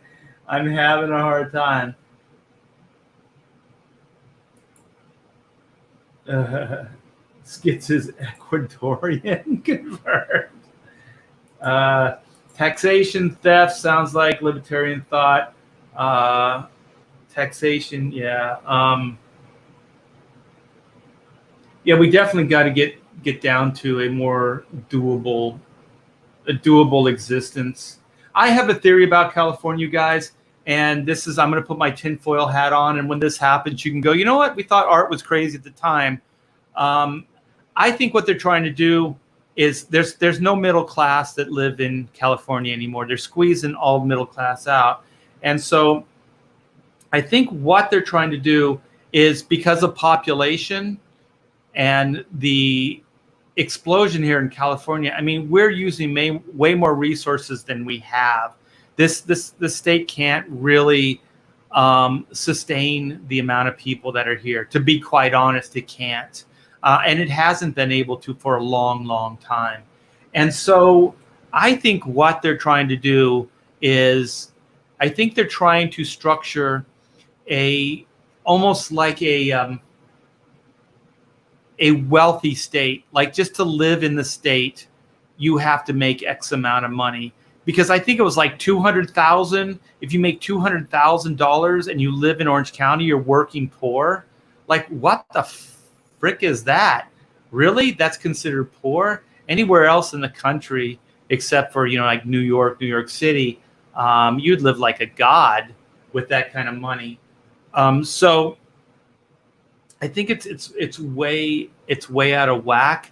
But I think what it is it's orchestrated, and it's by design, that they're trying to basically get the riffraff out of the state, so only people that can afford to live here will live here. So they're raising prices and making it hard to live here, just as a way of population control, and also a way of creating an elite state, a state like that you aspire to live in. You have to make X amount of dollars to live here, that type of idea. But for the majority of the state would be like that. Definitely Southern California would be like that. So, actually, Roland, we were looking at Massachusetts, and it is really expensive, but my daughter really likes it there. So we have been looking, but it's pretty high there as well. And the weather isn't as nice.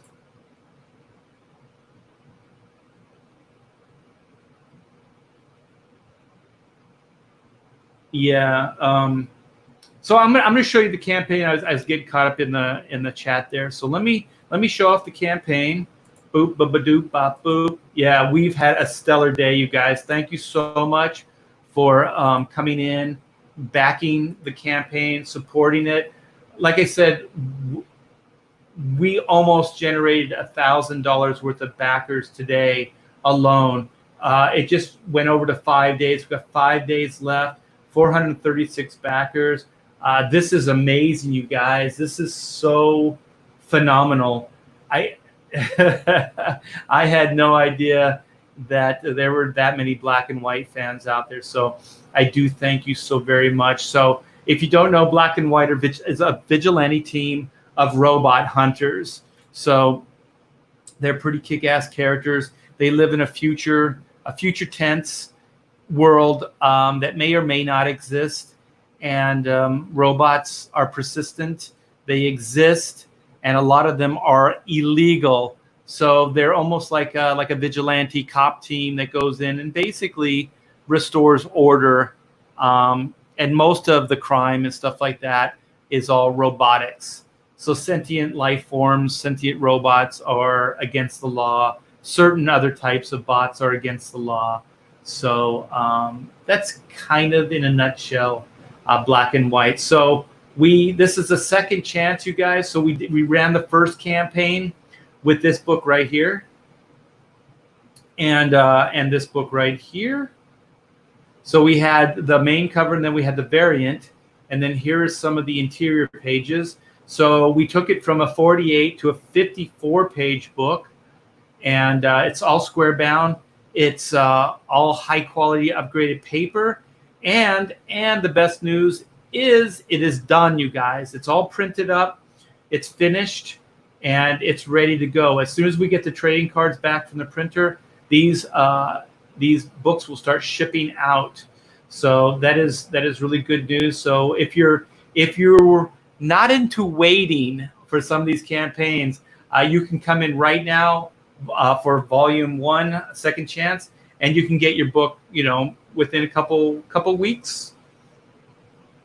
As soon as we get those trading cards back, my wife said she's going to start shipping those things out. So we have that, and each one of these tiers is going to come with its own trading card, and the trading card is going to have this artwork right here, Black and White. And I did this artwork just for this campaign, so this is brand new to try to set it aside from the original campaign, and I think we've done that. So this is the Total Bot Annihilation.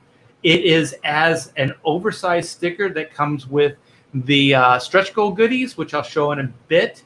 And it also comes as an oversized poster, 36 by 24. And it also, like I said, is trading cards. They're all the trading cards will have that image. So here is another book that we have. So Dynamite was nice enough to let me do this cover. So this is a 25th anniversary, 50th anniversary commemorative cover. So it's Black and White's 25th anniversary and Vampirella's 50th anniversary. So I was really flattered that Dynamite were nice enough. They're very, very cool people that they were nice enough to let me do this. And I think it came out pretty good. So here is the original campaign goodies. So since this is a second chance, we thought we'd give you a second chance at all the campaign goodies, but we can't give those away as stretch goals. So we compiled them all together as an add-on, and you can get them in the Killer Bot tier. So it comes with the 3 button set. It comes with the 2 embroidered patches, trading card, mini print, bookmark, and that oversized new sticker that we have with this campaign. So we also have some original artwork available, so check that out. We have a drawing tier, which I can draw up black and white with a gun sight behind them. There's the Killer Bot tier. That's the one that comes with the stretch goals. So it comes with all 3 books. It comes with all the stretch goals, and everything's signed. I thought it came with something else. Book, poster. Wait a minute. Oh, there's the Capullo variant. Okay. Signature. It comes with it comes with all 3 books, the poster, and then all the stretch goals.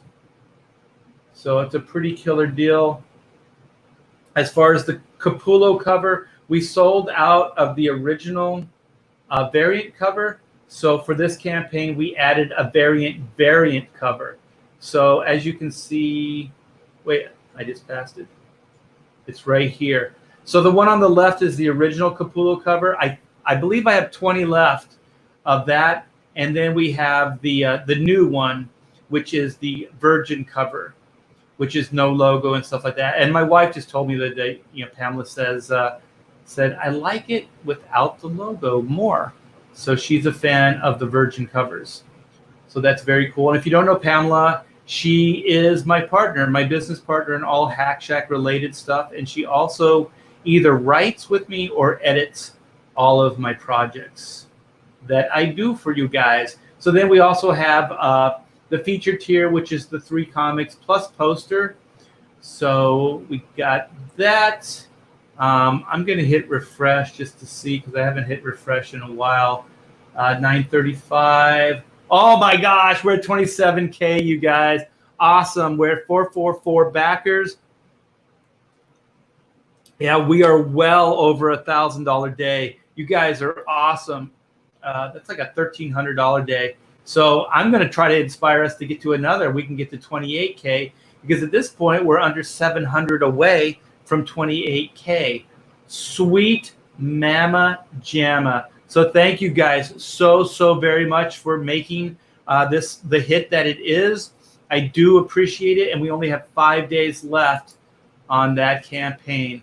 So thanks, guys. I am going to try to finish this up so I can let you guys go. I do appreciate you guys helping or hanging out with me and helping pass the time. It does get a little boring here to just draw alone.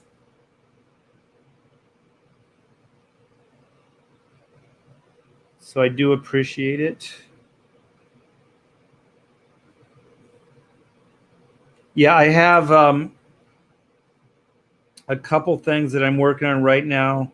One of them I can't share too much with you, but it's Comicsgate related. And the other is Black and White Green Hornet crossover that I'll be writing and doing the cover for. And that's going to be amazing. And then later today, I have to go over the Black and White Volume 2 story draft. Let me see if it's here. I printed it out. Like I said, I'm working with a writing partner of mine, and I'm going to do a live stream with them and do a big old welcome to the Hack Shack group. Let me see here. I think is this it right here? Yeah. So here's 2-page overview. We're writing it as bullet points right now, trying to break down the story itself. so we know how many pages and everything it's going to be. So I'm looking forward to reading that later tonight when things slow down, if they indeed slow down. You never know.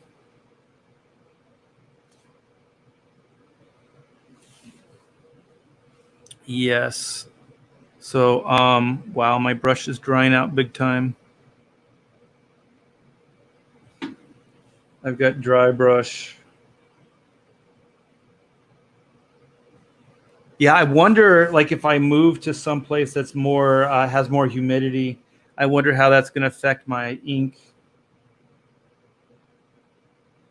I do wonder about that, because on humid days, even here in California, it gets hard to ink.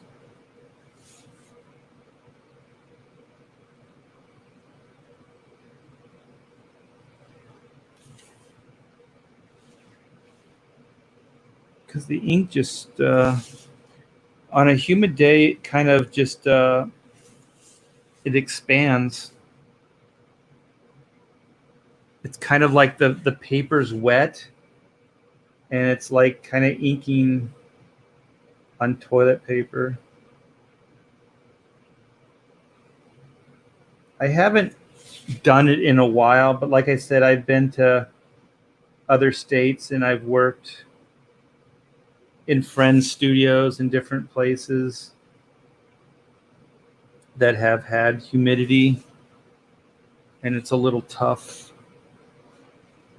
Oh, right. Let's get a little bit more solid in here and in there. Got a few render spots there.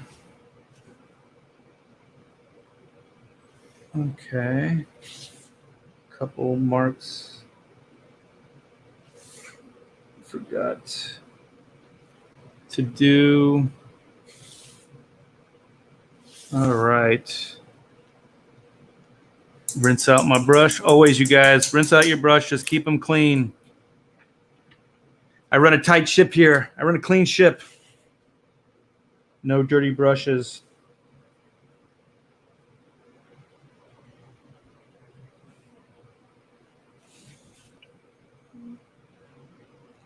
And this was kind of the share stream. Somehow I made it all kind of connect, though.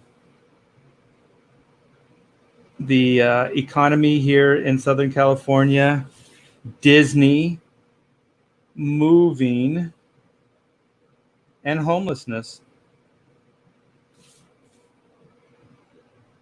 Somehow I connected all those dots. You guys need to look back and go, wow, that was pure genius in the way you brought all that together. And then at that point, you go, you know what? I need to pick up an add-on Chrono Mechanics. Or, you know what? I need to add those those stretch goal goodies onto my order. Art is so insightful.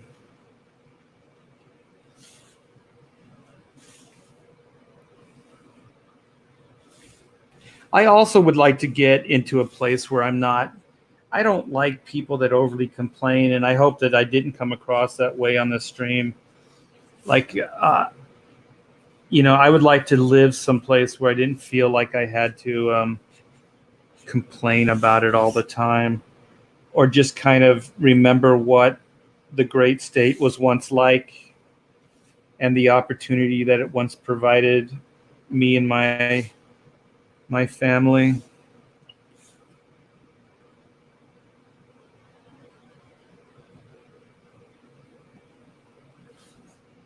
All right. Okay. I am going to hold this up for scrutiny. This is Vampirella for anybody who didn't hear the stream earlier. And this is for all the people that backed the Vampirella Black and White Indiegogo that was a month or so ago that we crowdfunded. So it was basically issue 1 of Vampirella with a brand new cover a commemorative cover for Black and White and Vampirella, which, by the way, is available on that Black and White campaign. So go check it out and back it if you like it. So this was one of the drawings that we made available for the tier. And also with the new Black and White campaign, we have a drawing tier as well. So if you would like me to draw up the fabulous robot fighting duo Black and White, I can do that for you, but you have to back that tier. I have my lovely wife in here. Do you want to say something? Hi, everyone. My lovely and talented wife is in the house. Skits, which is Michael, Skits Comics. He said where he lives, and I forget where he lives, somewhere in the South. Obviously, he says come to the South. Uh-huh. Remember that farm I showed you with all the goats and stuff? Yeah. Those little baby goats and all that? Yeah. That's where he lives. And he said he pays, are you ready to faint? It won't be the heat that you're going to faint. It's going to be this number. I couldn't believe it. He said $230. I think it was for the entire year in property taxes. No. Okay, Michael, she's looking at me like I'm full of shit. You have to say this again in the stream. Please, I know you're there. Don't make me out to be a fool. I do believe it was $230 a year in property taxes. Even if that was $230 a month, that's still crazy inexpensive. And Pamela, I did thank everybody or whoever brought up that Woodlands. Yeah, because we're looking in Woodlands. I don't know if that's north. No, it's more southern. Actually, I have a friend who just moved from here to the Granbury, Texas. Is that more north? And she's loving it. But I think that is higher than Houston area. But yes, is North Texas? Well, I know it's obviously the high part of it, because then there's the low part. That's Mexico, but is that like? It's also kind of more. Is it more on? Well, I guess it's all of North Texas. I don't know what's considered North Texas though. Like what areas? Well, ask Drew. Ask Drew. Well, first I'm going to do this, and then you can faint. Yep, for the year. My goodness. For the year. That's amazing. And they own a farm. And what state? Well, he doesn't say his state, but I like. He says Doctor State. No. I'm right by Granbury. Where the F do you live? Are you talking to me? If so, I don't respond to that kind of language, Donald. Go take your potty mouth to somebody else's stream, young man. Wash his mouth out with soap. Wash his mouth out with soap. Yes. North is... Yeah, Dallas, Fort Worth. Yeah, that's... okay, and then Houston is more like southeast, right? Right. Yeah, that's what... Okay, so Dallas... And Dallas is also, I'm sorry, is more like Southern California weather, right? It's a little bit more desert-y. Or is that more cold because it's north? I know they do get snow because I have been reading that sometimes the north does get snow. Granbury is nice. Yeah, that's what my friend said. She is enjoying it. She's only been there a couple of months, and she says, she told me today on Facebook, she said, Pamela, the people are awesome. So that's great to hear. Yeah. Skip says Smoky Mountains. Smoky Mountains, okay. I will move to the panhandle of Texas. Okay, Todd says Dallas Fort Worth. Is that Amarillo? Is North Texas. Okay. I did after talking to Lisa today. Oh, you did talk to the real estate? No, that's my friend. Oh, okay. And there is a home for sale in Granbury that is under 400,000. That is unbelievable. Okay, Amarillo is Panhandle, not North Texas. Okay. It's such a big state. We've been to Brazos County, which is that college, is close to that college state. What college is that? Texas A&M. Texas A&M. And then we've been to Dallas, Houston, Austin. I know there's some other places. I've never been there, but Art and Amanda love the food. They would call me when they're doing these conventions, and they would rub it in. They go, "We're eating the best steak ever." Yeah, their food is so good. But yeah, I know the more south you go, it's beautiful looking, because you do get, it rains like in the summertime. Is that hurricane season? And it rains like maybe 2-3 times a week. A couple of times a week, I've read. And but the real Steve Dye says, he says typically hell zone for humidity, not to damper on what's probably a good move.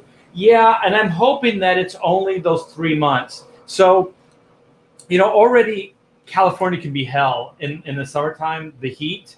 The other, 9 months is pretty good. And so I know that they have humidity all year round, but we've been to Florida in the off seasons, and it's not too bad. We've been to In Florida December in the humid seasons too. And it's hell. It is, but we live to tell about it. As soon as you leave, you just start sweating. But and yes, D-Geek, I did see that today. Everything is shut down again. Yeah, non-essentials. Yeah, I don't think this town is ever going to open again. Cold, my friends live in Houston, and his parents own a Mexican restaurant in Dallas, and my nephews are going to Texas A&M. Oh, man, that's all within areas that I've been as well. We have a friend, our close friends, their daughter graduated from Texas A&M a year ago. Her first job is with the Houston NASA, and she loves it. She loves Houston. She loves everything about it. Oh, Drew says he's just south of Granbury. It looks like Ireland. Really? It's that green? Well, it rains all the time. So Granbury's still on the south side, right? It's like Woodlands area, right? No, it's higher than Woodlands. Oh, okay.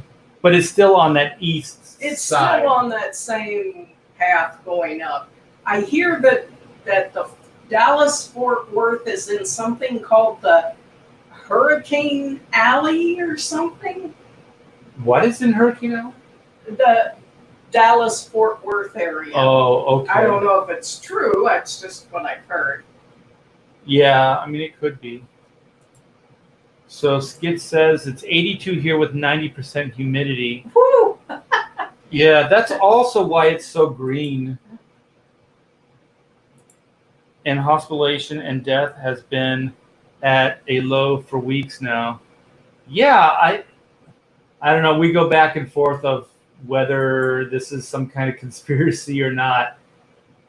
Because I know there's people have come down with COVID. Oh, I'm not supposed to say that. But are deaths high or just the people that are coming down with it? I don't know. Drew says very hilly. The hills are alive with the sound of Drew? With Drew. Tornado Alley. Oh, Tornado Alley. See, I think I'd rather go through a hurricane than a tornado. Look at all this. They're all jumping on you. The chat is turning on you. That's okay. that's quite all right. They could never turn on you. They actually help. They help educate us because I don't really know. Yeah. So that's definitely what we're looking into, and we're actually going to start talking to some of these real estate brokers and things in Texas, and start kind of manifesting these things and find out more in detail what we're up against. Because right now, I mean, we've done just the minimal amounts of research. But I think the whole family is like, we got to get out of here. We gotta get out of this place. Oh, If don't it's the say- last thing we ever do. Oh, please, don't say. Oh, come on, man. That was cold-blooded. Well, you can play the drums like nobody's business, but I'm sorry, the singing. Oh, I showed them the house that we were looking at the other night, and I told them that I'm going to set up the drums where that piano is. That's funny. Well, I mean, we don't have to keep up airs anymore, right? We're beyond that at this point in life, right? We just go there and, ooh, I could have one for outdoors too. I can serenade the neighbors with my my drum playing. I'm sure they'd so appreciate that. Oh, I'm sure they would love it. Rescue me from Austin, Artie. I love Austin, just the way it's set up.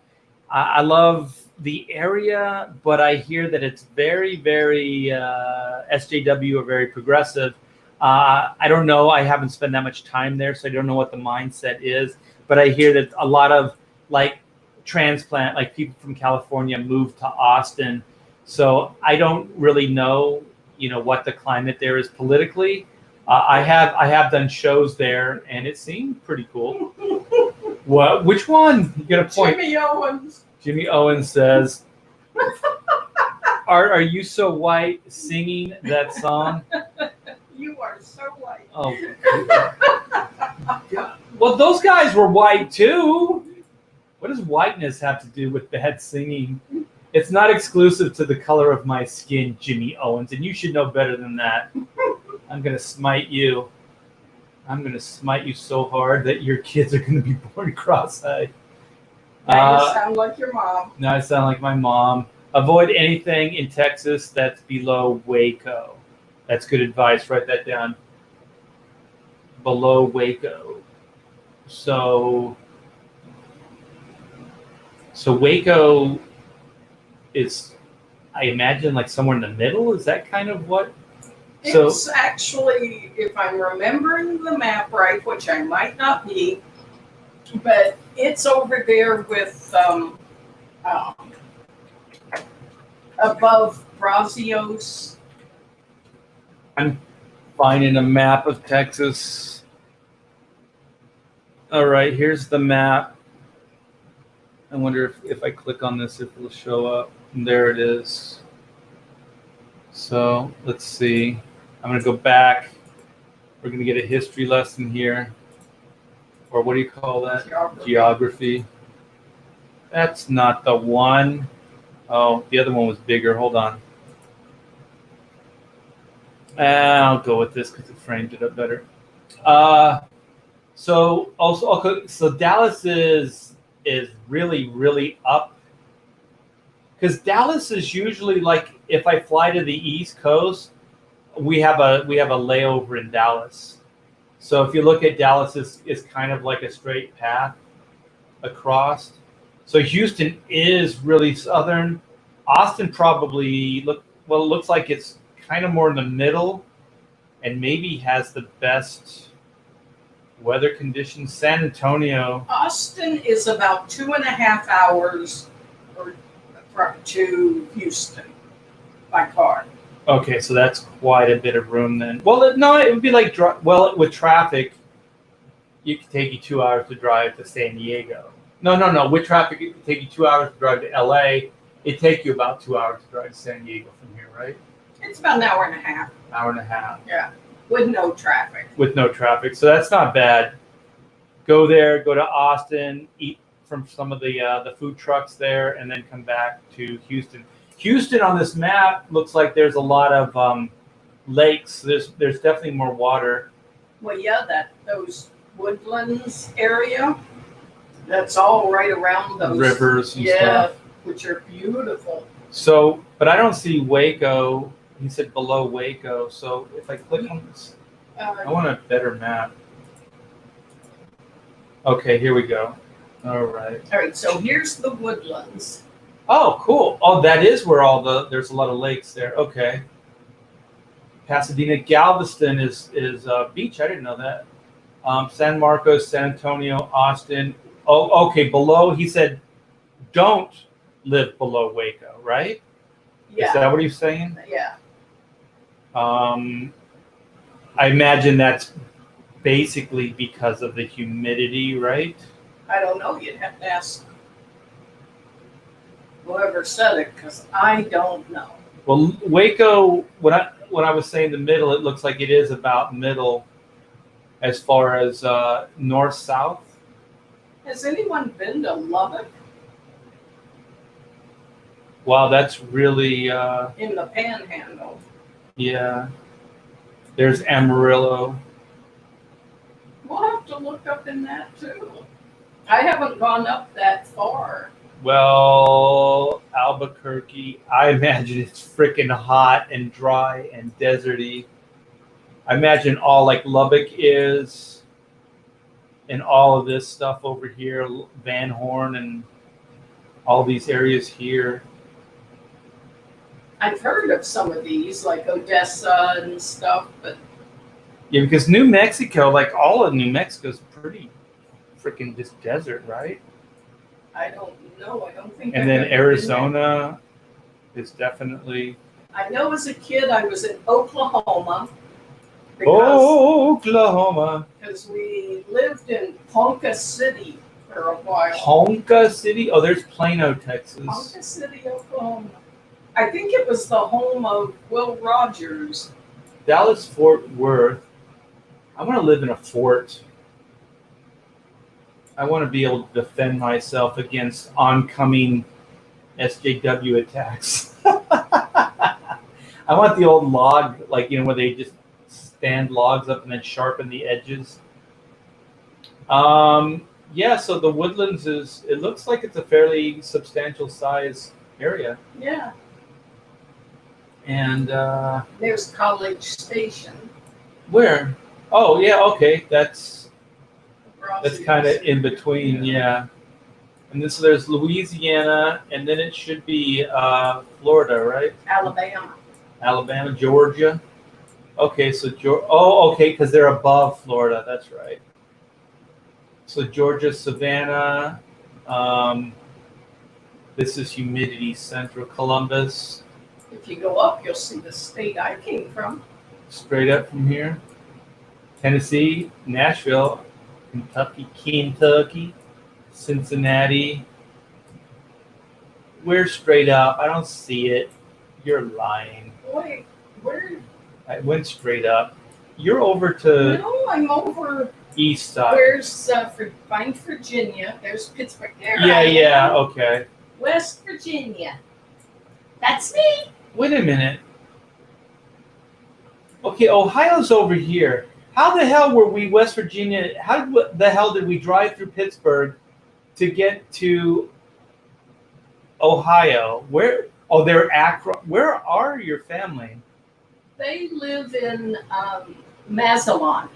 Yeah, Ohio. but where? I mean, when we went to go visit them. It was just another. It was Canton at the Canton. time. Yeah, but So that's weird. So we drove up from West Virginia. We drove through Pittsburgh, and then what do you think we came? We just cut over this way. I don't know. But I do see Akron. As a kid, I had family that lived in Akron, and they had the weirdest accent. And as a little kid, I would get their teenage daughters angry. I'd put shaving cream on their mirrors, that kind of stuff. You're a mean girl. Yes, because they made me laugh because they'd go, oh, Pam, you make me so damn mad. And I would do stuff. I would put stuff in their shoes just to get them to say that so I could go sit in a corner and laugh. And you haven't changed since. Potato.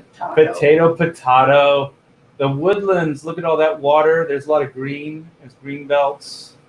Spring, Houston. Houston looks like kind of a grid, like an epicenter. Look at how it's a box. There's Well, that is pretty cool. Thank you guys for indulging us on that. So eventually we will figure out a beautiful, more reasonable place to live and settle down and raise a family and start our life together. Start our second life together. Remember Waco. Yeah, remember Waco. What about the Alamo? Remember the Alamo. Silly, there's no basement in the Alamo. What's that from? Pee-wee's Big Adventure. Don't waste my time. My place is on the lake. All right. We know you live in an awesome place that has like 90% humidity.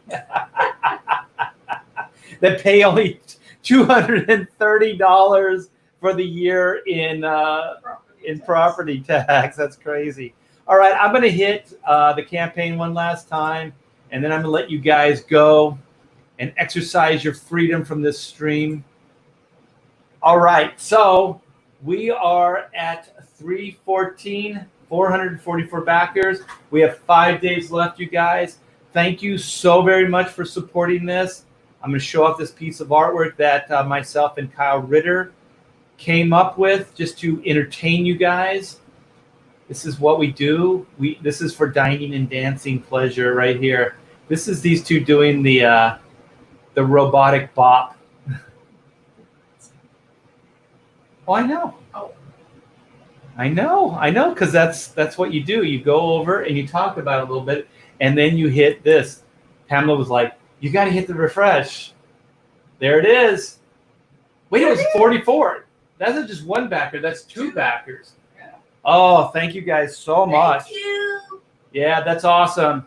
That's awesome. So we're almost 400. That means we're 6 away from 28K, which is doable by day's end. So thank you guys. Please keep tweeting out. Please sharing out on your social media. I appreciate each and every one of you. Thank you to all the backers. And guerrilla marketing is the thing. So any help is appreciated. So thanks, guys. And thanks for us letting us share our dreams of moving out of this hell state that we find ourselves into. I can't believe that I can accurately say that California is now a hell state of no opportunity. Someone says Ohio. My family lives in Ohio now. So. Yeah, we have family in Ohio represent.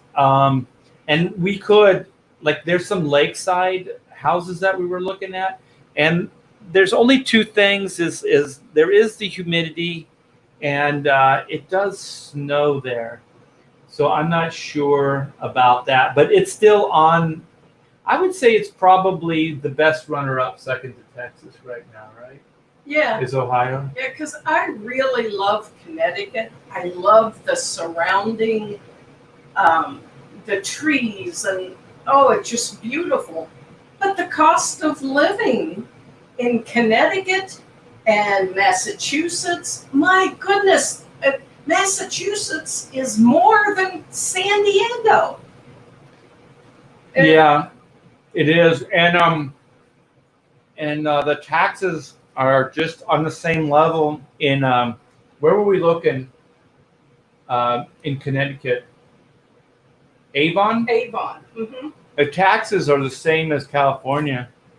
Yeah, they're really high, and it's considered, I guess, a liberal state.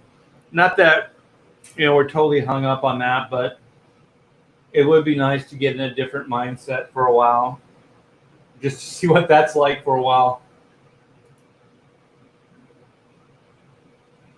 How do you say that? What is it?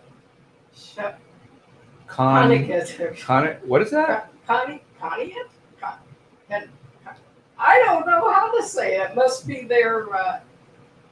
Can you spell that phonetically? Not Tahoe, freezing, ass wet. Oh no, I would never. This whole coastline, Oregon, Washington, all that, I would like to just move from. I like Drew's. Texas has no income tax. They have no state income tax. Yeah. Yeah, definitely. I heard some of their retail tax is a little bit high, but not bad. And I heard anywhere between, like, if you live in California and you move to Texas, your what do you call it? Your level of living will go up 30 to 50%. So if we move, then the quality of life will go up 30 to 50%. That's pretty amazing. I was reading Caligula's. Well, your cousin may be getting out. I just read this morning that Newsom is going to let 10,000, I think, more people out of the prisons because of the pandemic. It makes a lot of sense. So I think he's already released 8,000. So he's releasing 10,000 more. So a bunch of people that are probably very irresponsible, just letting them run wild. Sounds good. Sounds like a move. And what about all those people that were wronged by these people that were hoping that justice would be served, and then they get to read that the person that did whatever against them is getting out just because of some bleeding heart libtard that wants to, I don't know, once again, like I said earlier, placate the lowest common denominator. Why? Why would you do that? Jimmy Owens, to defend himself, he says, here in Washington, we are mostly conservative, just Seattle, Tacoma, and are literal, really. Yeah, I like Washington. And Washington, you can still buy a lot of land. And I know I spent at least 4 days there. So I liked it. It was, I think it was early, like late spring, early summer, and it was very pretty. Very nice. Okay, so I think I'm going to wrap this up. Thank you guys for hanging. It's been a blast. Take care and have a nice day, and be nice to each other.